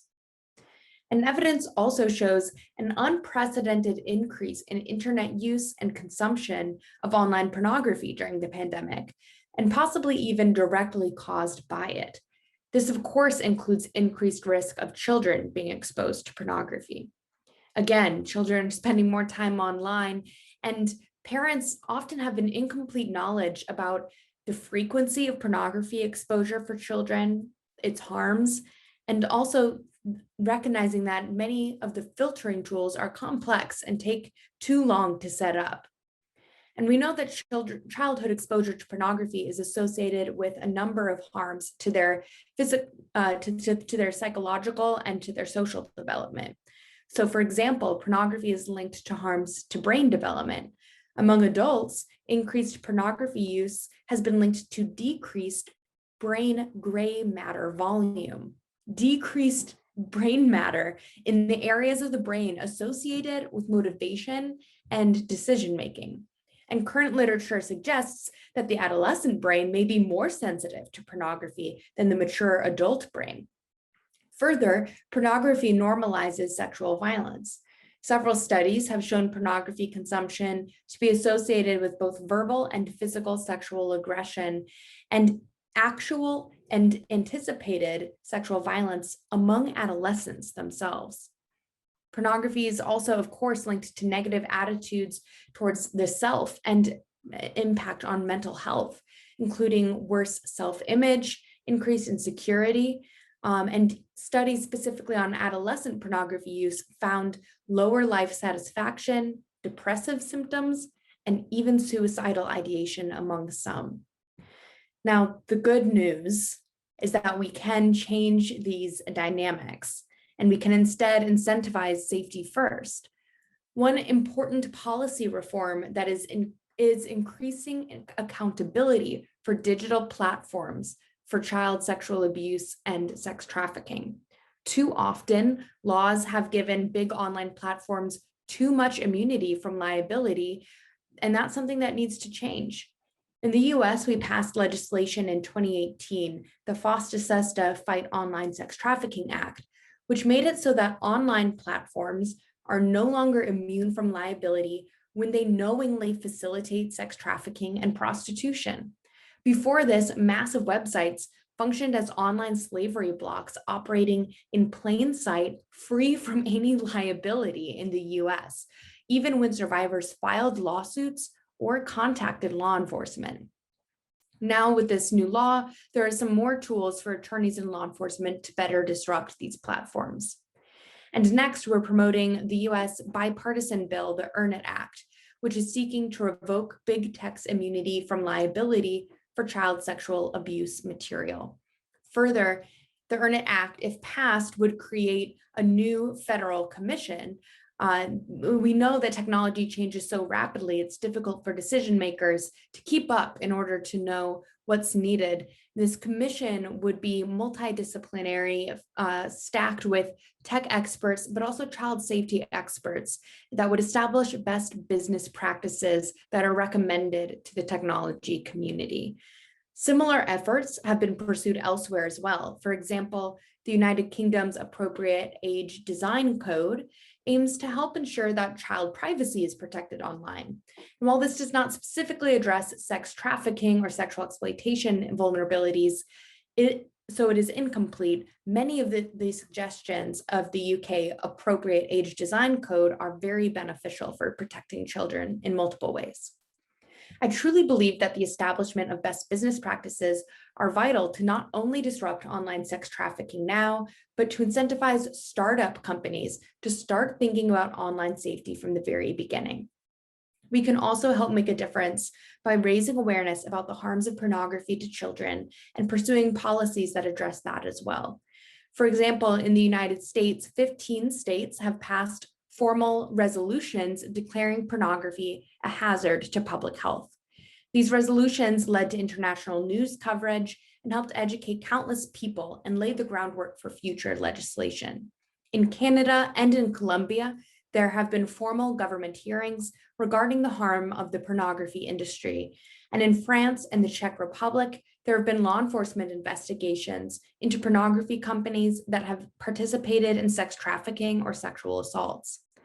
Another potential easy step is to pass laws to ensure that libraries, schools, and school-given electronic devices are filtered to block pornography.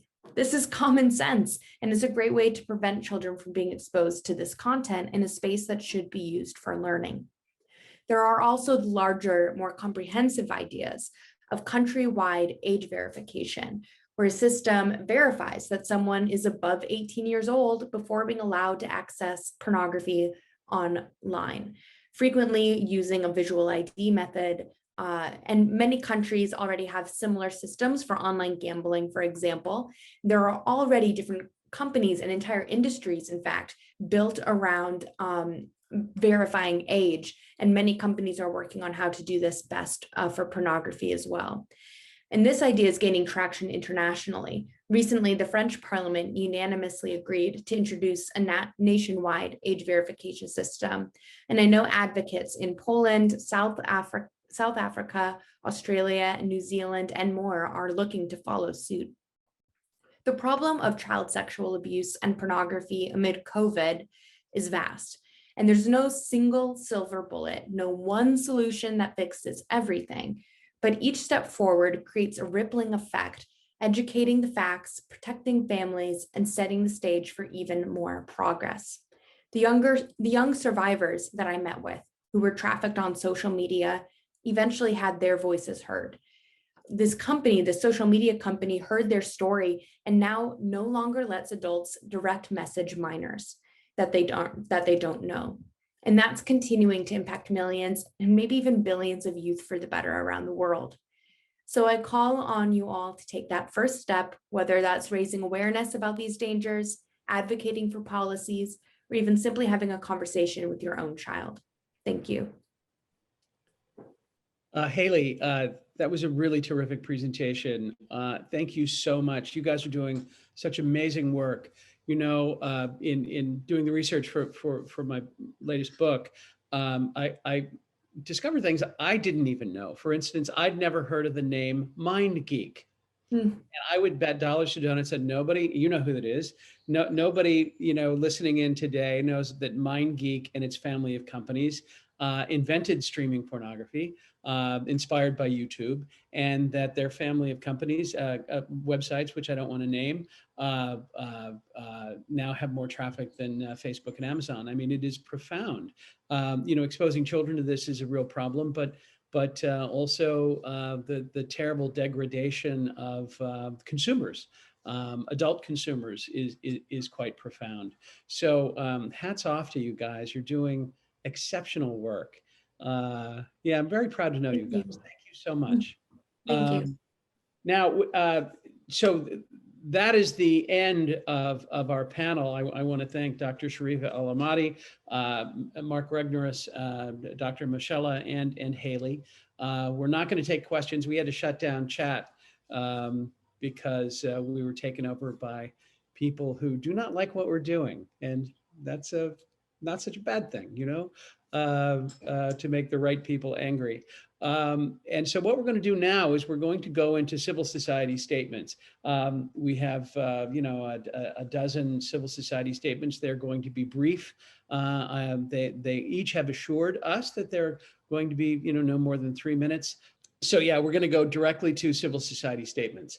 It is one of the remarkable things about the UN pro-life and pro-family movement is that everybody around the world is involved. You know, at the original Cairo conference, several hundred regular people heard that this was going on and went and raised their own money and went to Cairo. Ambassador Idris, they went to Cairo for the Cairo conference, not having known any UN diplomat or ever seen a UN document. And they assisted many delegations there in blocking an international right to abortion and redefinition of the family and much else. So NGOs have been an integral part of the UN debate on life and family for a quarter of a century, but NGOs are a part of the DNA of the United Nations. NGOs have been participating in the UN from its founding onward, including the negotiation of the Universal Declaration of Human Rights. So civil society is here, and civil society is going to speak to you today. And we're going to begin with the vice chairman of the Africa Christian Professionals Forum, who is also the chairman of the Kenyan Christian Professional Forum, Charles Kanjama. And Charles, please, the microphone is yours. You are welcome. Thank you, and I'm happy to be here to join this fantastic session to commemorate the International Day of Families. I will speak briefly and hopefully I will keep within 3 or 4 minutes. Kenya Christian Professionals Forum was set up in 2010. We are a faith-based organization that is part of civil society. We're a professional organization. We bring together Christians from different church backgrounds, Catholics, Protestants, evangelicals, professionals of different backgrounds. And our agenda is to support matters of life, family, religion, and good governance. And for the last 11 years in Kenya, and then for the last 1 year, with our sister organization in Africa, we have focused on promoting the family as a fundamental unit of society. Some of the useful experiences we've had is working together with the government of Kenya, our Ministry of Labor and Social Protection, in coming up with a family protection and promotion policy. That policy has been finalized. It is before the Cabinet of Kenya for adoption. And we feel that this is an approach that can be adopted in other countries that can help mainstream the agenda of family promotion and protection in the executive, the legislature, and the judiciary. We've been involved in court cases where we've tried to support and promote the right values for the family, strengthening of marriages, understanding of the natural family, and so on.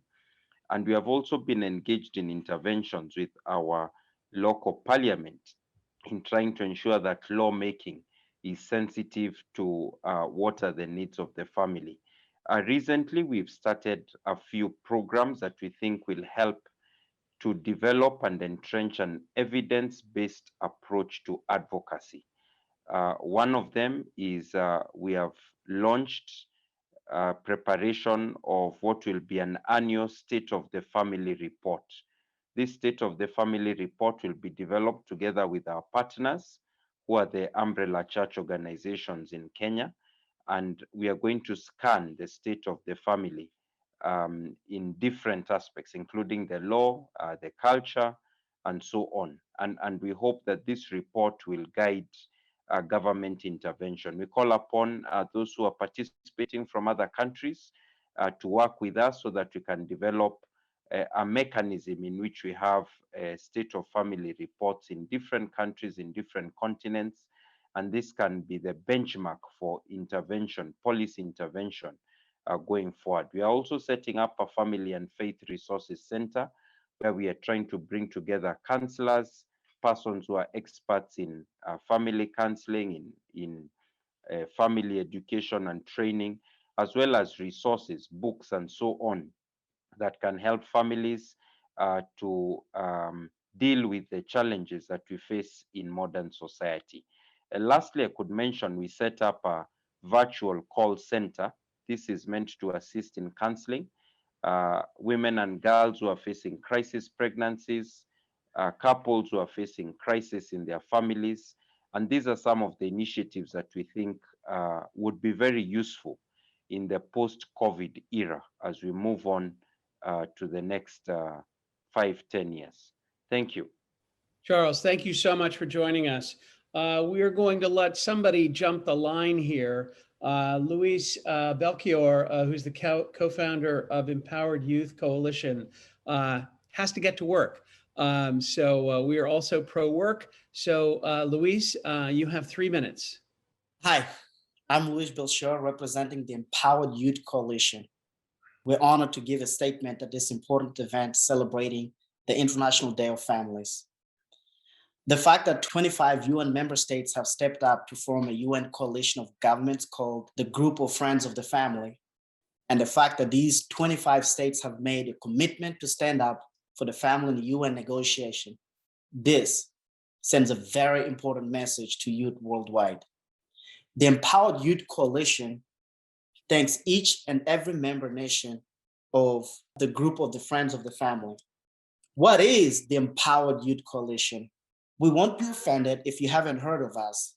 The Empowered Youth Coalition, also known as the EYC, was founded on May 15th in the year 2021 on the International Day of Families.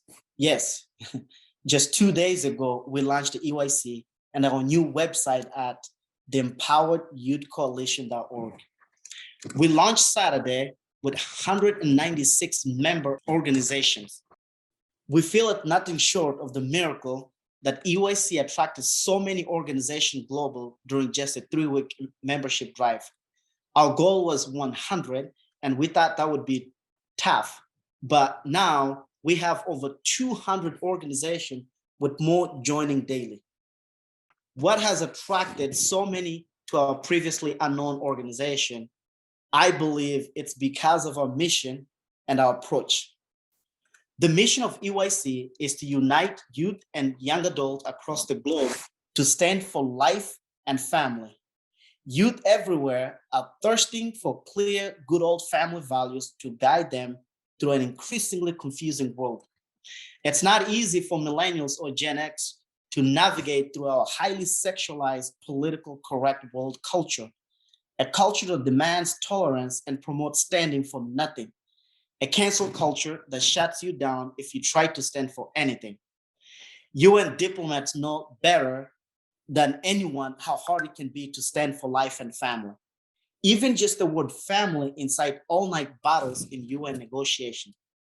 As an intern for the Mozambique UN mission, I witnessed close negotiation, and I saw exactly what your countries are up against. So now, what is EYC's approach? Well, we focus on youth and young adult age 15 to 35. The EYC welcomes people of all ages. You might say we take a family-based approach to youth advocacy. About half of our member organization are youth organization, and the other half are mentoring organization with lots of wisdom and experience to share.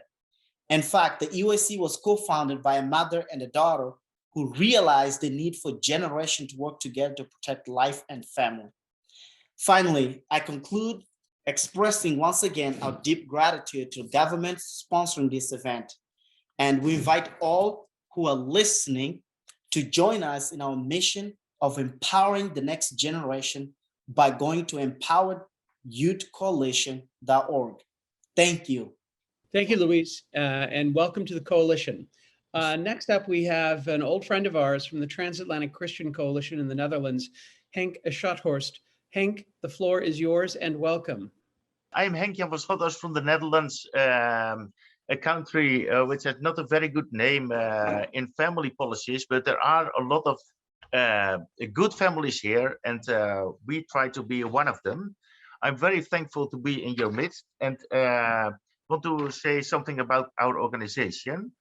Transatlantic Christian Council is a Dutch-based non-profit organization. It develops an international network of Christians involved in public policy and influences policy from a Christian perspective. For permanent monitoring and control, TCC speaks up at international organizations such as the UN, the EU, the OSCE, to stand up for a Christian voice and to make a difference. The European Union, I worked in the European Parliament for 7 years in the Foreign Affairs Committee, where I learned how urgent it was to do something about the family.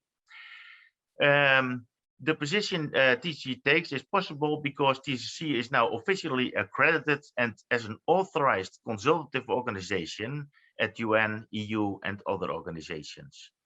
Because we work with worldwide member states and are now also starting at the African Union, we are moving towards a more international name the Christian Council International, as our American branch is already called. The main focus themes are life, family, and freedom, such as freedom of religion and freedom of education. And something about where we think we stay as friends of the family in contrast to our opponents. We, as a united family, people and family friends, we assume a worldview in which a human being, on the one hand, has inviolable dignity with an equal claim to fundamental rights for everyone.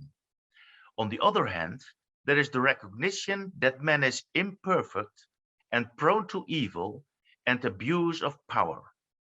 This inconvenient truth is also the reason for the introduction of checks and balances through the separation of powers, the executive, legislative, and judiciary.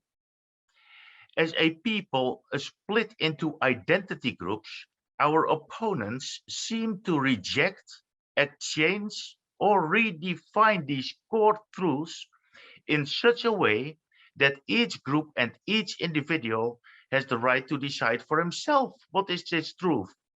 And these claimed or experienced truths must then be accepted by everyone. Those who do not go along with this identity politics leading to political correctness are dismissed as xenophobic, racist, homophobic, etc. Thus, under the cover of inclusivity, diversity, and social justice, unfreedom is imposed for all, a cancel culture of the deemed wrong past in which the whole system must be dismantled and reformed, and supposed white domination must come to an end. However, the problem is not in the system, but in the human being. And denial of this truth is the core source of all the problems. And I just finished with a picture here. This is my family. I come from a family of 10. My wife comes from a family of 12. So being here as an advocate for the family is because I've seen the value of a family.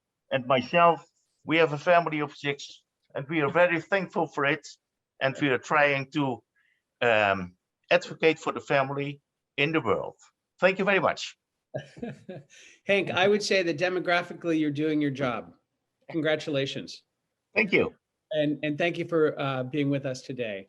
Next, we are going to move to Sarah Buckland of Jamaica, who is the founder of Chosen to Glow Ministries and also the youth ambassador for Love March. Sarah was giving me good advice on chat earlier in the conference on what to do with the interlopers. So Sarah, thank you for joining us. The floor is yours.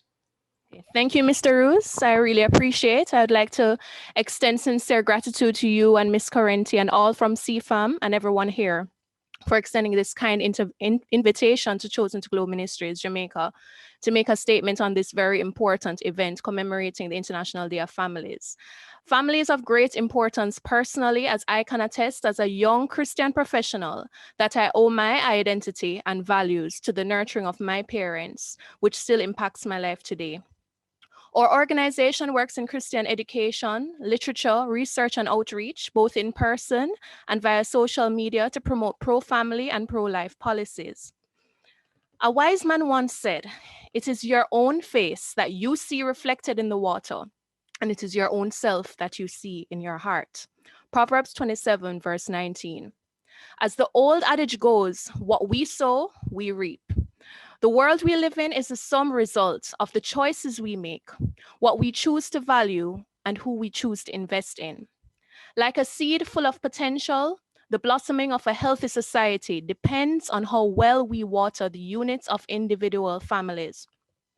From the genesis of time, It has been a commonly accepted fact that the family unit is the primary and perhaps the most fundamental agent of socialization. Marriage and the family serve tremendous religious and cultural importance in the Judeo-Christian tradition as divinely appointed institutions for imparting values with a personal touch, a role that no other institution, government, school, or even village can sufficiently replace. On this premise, on behalf of Chosen to Grow Ministries, I present here today to share briefly with you the Jamaican experience of how the family can make or break societal outcomes with some primary and reanalysis data I performed as a social science researcher leading towards my PhD program.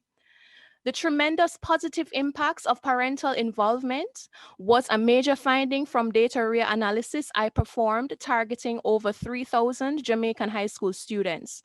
Children from families with high parental involvement, including having a set curfew for their child, knowing their child's friendships and their whereabouts outside of school hours, were 220% less likely to skip school, 160% less likely to have behavioral problems, and significantly more likely to have better academic performance.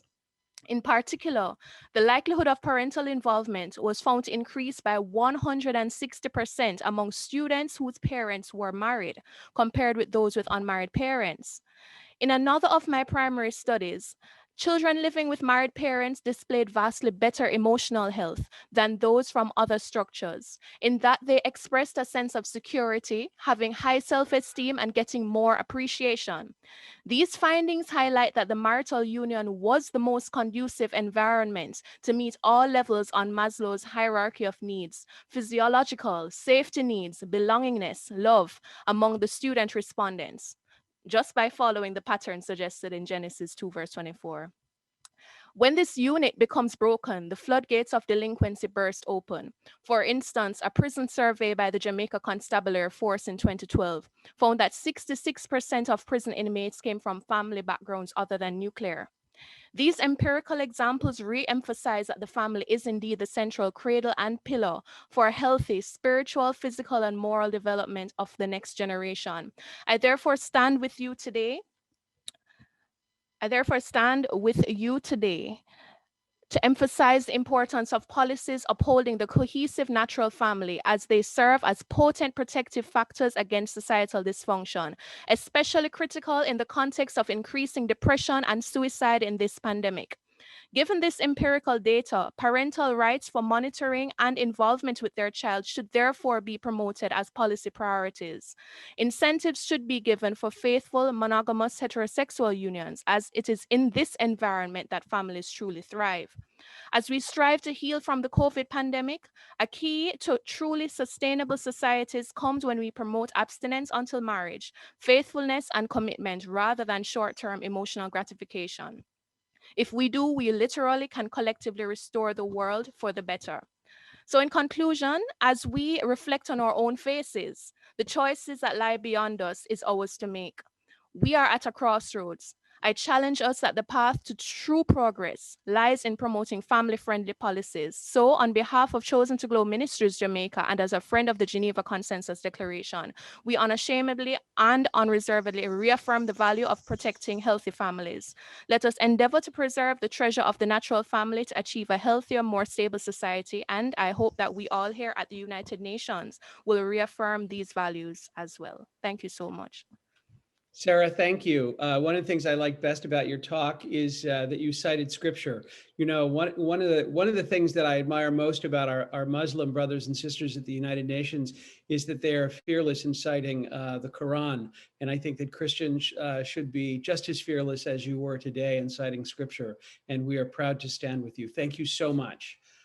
Next, we are going to hear from our good friends in Poland who are doing amazing work in standing up for life, faith, and family. I welcome Karolina Pawlowska, who is the director of Ordo Juris International Law Center, whom we work with very closely throughout the year. The floor is yours. Dear Austin, thank you so much. Thank you so much for the invitation to this very important and powerful event. let me just briefly describe what am I doing, what is the Ordo Iuris. As you've mentioned, my name is Karina Pawłowska. I'm the director of the Ordo Iuris International Law Center. And the Ordo Iuris is a legal think tank based in Poland, dedicated to defending fundamental human rights, especially to defend family at every level. Family, as you've all mentioned here many times, which is so important, is at the center of our society. There is no well-being of the society without the well-being of the family. The family, if it's healthy, is the best environment for development of each person. And it is proof that the well-functioning family prevents from addictions, psychological problems, and violence. I believe that the COVID pandemic shows us like never before that we have to remember about the simple truth. We have to remember about the simple truth that was enshrined in so many international treaties, beginning from the Universal Declaration of Human Rights, that is present in so many constitutions of so many worldwide countries. After all, what we have to remember that family is something that we can count on in these difficult times that sometimes we have to challenge. And what I would like also to point out that we believe that the COVID can be also some kind of a chance for us, a chance for a shift that is so much needed in global policy to put the family at the center of social policies. We can observe that there is more and more positive tendencies in this area, and I would like to especially mention here Hungary, our great neighbor, and which has so many great achievements with the family policy. Or my country, Poland, that just have recently introduced complex program aiming at strengthening the family. Our institute, the Ordo Iuris Institute of Legal Culture, also has a long tradition of advocating for the family in Poland and also at the international level. We have issued really comprehensive reports on best practices in family policies in Europe, advocating especially for allowing parents to decide about the best model of childcare of their young children. Because unlike in many other countries, Poland and countries of Eastern and Central Europe are often victims of old thinking that the best way to help parent, the best way to help family is to provide them only one type of childcare, institutional childcare, which we believe is the reason why there is so low number of people in Poland and countries like ours that want to have children. We have also prepared and promoted the draft of local family charter, a declaration that is adopted by more than 50 Polish municipalities that is highlighting the importance of family in local policy. And I believe best proof of its importance is the immense attack that was targeted at our institute and municipalities that adopted it. Which was even present not only in media, but also even at the European Parliament in resolutions of some European members of European parliaments. The scale of fake news and manipulations concerning this simple document, this simple declaration that was just highlighting this general guarantees that was already present in international treaties and Polish constitutions was really unprecedented.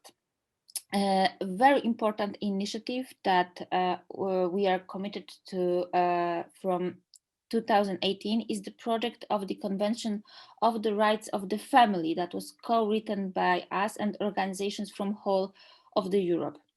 This project is a proposition of a positive alternative that helps the family to be stronger and defend the institution of the family from threats that are posed by the modern world. Carolina, Its aim is also to. I regret to let you know that you're more than a minute over time. Can you? Oh, I'm so sorry. Oh, sorry. I thought that I was quick. Sorry for that. I'm getting to the end. I just wanted to point out that the aim of this project is also to combat and prevent domestic violence and to be a positive alternative to the Istanbul Convention. So getting to the end, I would be very happy to share with you this project because I believe that this kind of initiative could really make a difference in the international discourse. And I would really like to one more time express my gratitude to all absolutely great things that you are doing, you, the group of family friends. And I wish you all great evening, and I'm looking forward for our future cooperation. Thank you, and sorry for speaking too long. Thank you very much, and thank you for all the good work that you do. I just wish that you could do something with the Polish delegation to the UN. Yes. I know that they're all caught up in the EU consensus, so I understand that there's a reason. Next, we are going to go to an old friend, Ignacio Orsuega, who is the chairman of an organization whose name I have never been able to pronounce, and I will stumble over it now, Hasteor. And Hasteor does remarkable work in Spain and around the world. And Ignacio, are you there? I want to turn the floor over to you for 3 minutes. Thank you very much, Austin, CFAM, Family Watch, for inviting us to oír. In Spain, we say hazte oír, and Citizen Go to present our statement today. 74 years ago, the UN declared the family as the natural and fundamental unit of society, as several speakers today have reminded us. But the natural family based in the stable union of one man and one woman is not only the fundamental unit of society, it's also the main mechanisms our societies have to renew themselves. It's also the ideal place where children acquire the virtues and learn the values necessary for our societies to prosper. And also is the source of stability and happiness for the majority of the people all over the world. As different polls state year after year. As it was mentioned today by Professor Mosquera, we have been able to see how the family has been especially important in these difficult times of confinement and all types of restrictions throughout the world. But today, we also know that some forces, both in the private and the public sphere, nationally and globally, try to blur the definition of the family or even attack the natural family itself. That's why your work in favor of the family as members of the group of friends of the family, both nationally in your own countries, but also at the UN level, is so important. And that's why also millions of families all over the world must organize in an effective way to defend our own rights from those that want to take them away from us. At Hazte Oír and also Citizen Go Foundation, we try to help families and people that share family values all over the world to organize and to participate so our voices are heard by those in power. Now that's what Hazte Oír means, make yourself heard or speak out. So just wanted to thank you all for defending and promoting the family. Thank you.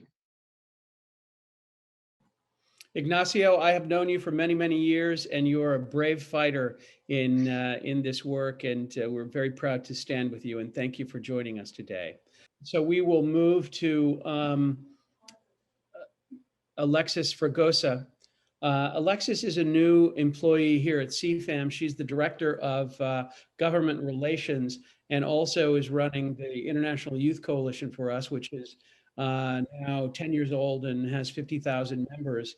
And she is going to read the statement of Civil Society for the Family, which is a coalition of more than 200 organizations around the world who stand together at the United Nations on behalf of life and family. So we will turn it over to Alexis. Alexis, you have the floor. Thank you, Austin. I wanted to start by citing Pope Francis. Last week, he spoke to an Italian forum on the importance of the protection of the family.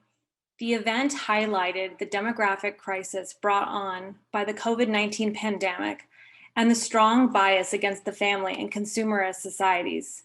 He said, and I quote, "How is it possible that a woman should feel ashamed for the most beautiful gift that life can offer? It's society that should feel ashamed. A society that does not welcome life stops living." Truly, as we have heard today already, and as we will continue to hear, the COVID-19 pandemic has exaggerated the already existing social problems families experience across the world. Certainly, resilient and cohesive families have fared better during the pandemic by all accounts. But while some families emerged from the pandemic stronger, those of us who have been deprived of the social protection of the family have suffered economically, mentally, and health-wise. Therefore, we can comfortably predict that it will be the family that will rebuild and regenerate society after this pandemic. Governments should do everything in their power to strengthen and protect the family because the very life of society depends on it. This isn't just smart policy. This is a human rights imperative. International human rights laws define the family as the natural and fundamental group unit of society and stress that the family is entitled to protection by society and the state. Many of you have seen the imposing mural in the UN Security Council chamber that depicts a phoenix rising from the chaos below, with the family at the center of the rebirth of humanity. The family and the phoenix are depicted as one, at the heart of rebuilding the world after the Second World War, illustrating the importance of the family to the entire human rights edifice. The artist of the mural saw the family at the heart of a multilateral restoration project. Today, once again, just like in 1945, it will be the family, like a phoenix rising from the ashes, who will rebuild society from within. I thank all of the member states and organizations who are here with us at this event because you recognize the importance of the family as a cornerstone of our society and the essential component to a successful post-pandemic rebuild. Let us all pray and work to make sure that governments recognize this and put in place the policies necessary to strengthen and protect the families so that we can indeed build a society that welcomes life, one that is not ashamed of the family, but celebrates the family and treasures it. Thank you. Thank you so much. That was a beautiful UN debut. And we're delighted to have you on staff. And thank you for that. Next up then is ADF International. Alliance Defending Freedom has been one of the most important organizations in our country and around the world in defending life, faith, and family. They have brought many, many lawsuits and successful ones on behalf of people who are besieged by the wider culture or elites or whatever on college campuses and elsewhere. It is phenomenal what they have done. Many years ago, they got involved in UN negotiations and founded ADF International, and we have stood with them since that time. It is my pleasure to introduce Ralph Rodriguez, legal counsel of ADF International. Ralph, you have the floor. Thank you so much, Austin. Thank you, CFAM, Family Watch International, and the group of Friends of the Family for being on this very important call commemorating the International Day of the Family. And thank you again, Austin, for that introduction to ADF and ADF International. And we are a faith-based legal advocacy organization that protects fundamental freedoms and promotes the inherent dignity of all people. As such, we enthusiastically welcome every opportunity to elevate the family's prominence in society, because when the family flourishes, so does freedom. International law unambiguously outlines the obligations of states to protect the most fundamental group unit of society. States parties to the International Covenant on Economic, Social, and Cultural Rights recognize that the widest possible protection and assistance should be accorded to the family, which is the natural and fundamental group unit of society, particularly for its establishment and while it is responsible for the care and education of dependent children. And that's citing Article 10.1 of that covenant. To that end, ADF International is committed to ensuring states fulfill this legal duty by promoting laws and policies that enable a family to prosper uninhibited. It is greatly encouraging to see states go above and beyond the call of duty and firmly commit themselves to truly being friends of the family. A friend is most valuable in times of crisis. And so, yes, we do regret the growing crisis of concerted efforts to delegitimize the family's essential role in society by undermining what the law says about matters such as the sanctity of life and the primacy of parental rights, for example. However, two truths that the COVID-19 pandemic have illuminated for everyone on all sides of the ideological spectrum are that life is sacred and that the home is most often the place where we are safest. As society begins to reopen and confronts the many challenges that will come along with that, governments will do well to afford the family great deference and utmost protection. The family depends on the protections and freedoms that the government provides. Conversely, governments depend on the family to grow and nurture the next generation of citizens and leaders to keep us moving toward liberty and prosperity. I thank you all, and I look forward to hearing everyone else's statements. Ralph, thank you so much. Thank you for joining us. My wife and I were proud for many years to be on the faculty of the Blackstone Legal Fellowship, and just took delightful time with ADF folks out in Scottsdale. So thank you for your comments. Annie Franklin, who's the spokesperson today for the UN Family Rights Caucus, which is a creation of Family Watch International many, many years ago. Annie and Sharon have been involved in this work for a long time and have been central players in all that we have been able to achieve over these years. Annie Franklin of the Family Rights Caucus. Your Excellencies, distinguished panelists, dear colleagues, it's an honor and a privilege for me to deliver these statements on behalf of the UN Family Rights Caucus. We are grateful to those who envisioned, planned, and sponsored this event. We are especially grateful to the governments representing the group of Friends of the Family, a formidable bloc of countries dedicated to ensuring that the institution of the family is not taken for granted, is not overlooked, is not ignored, but rather is recognized, supported, promoted, protected, and given its due place within the UN agenda. One of the most basic human rights recognized in the Universal Declaration of Human Rights is the right to found a family. In the UN Convention on the Rights of the Child, the right of children to grow up in a family environment and to know and be cared for by their parents is specifically recognized. These rights can only be realized if the family is protected. To protect the ability of the institution of the family to exist and to flourish is to protect one of the most basic human rights known to mankind.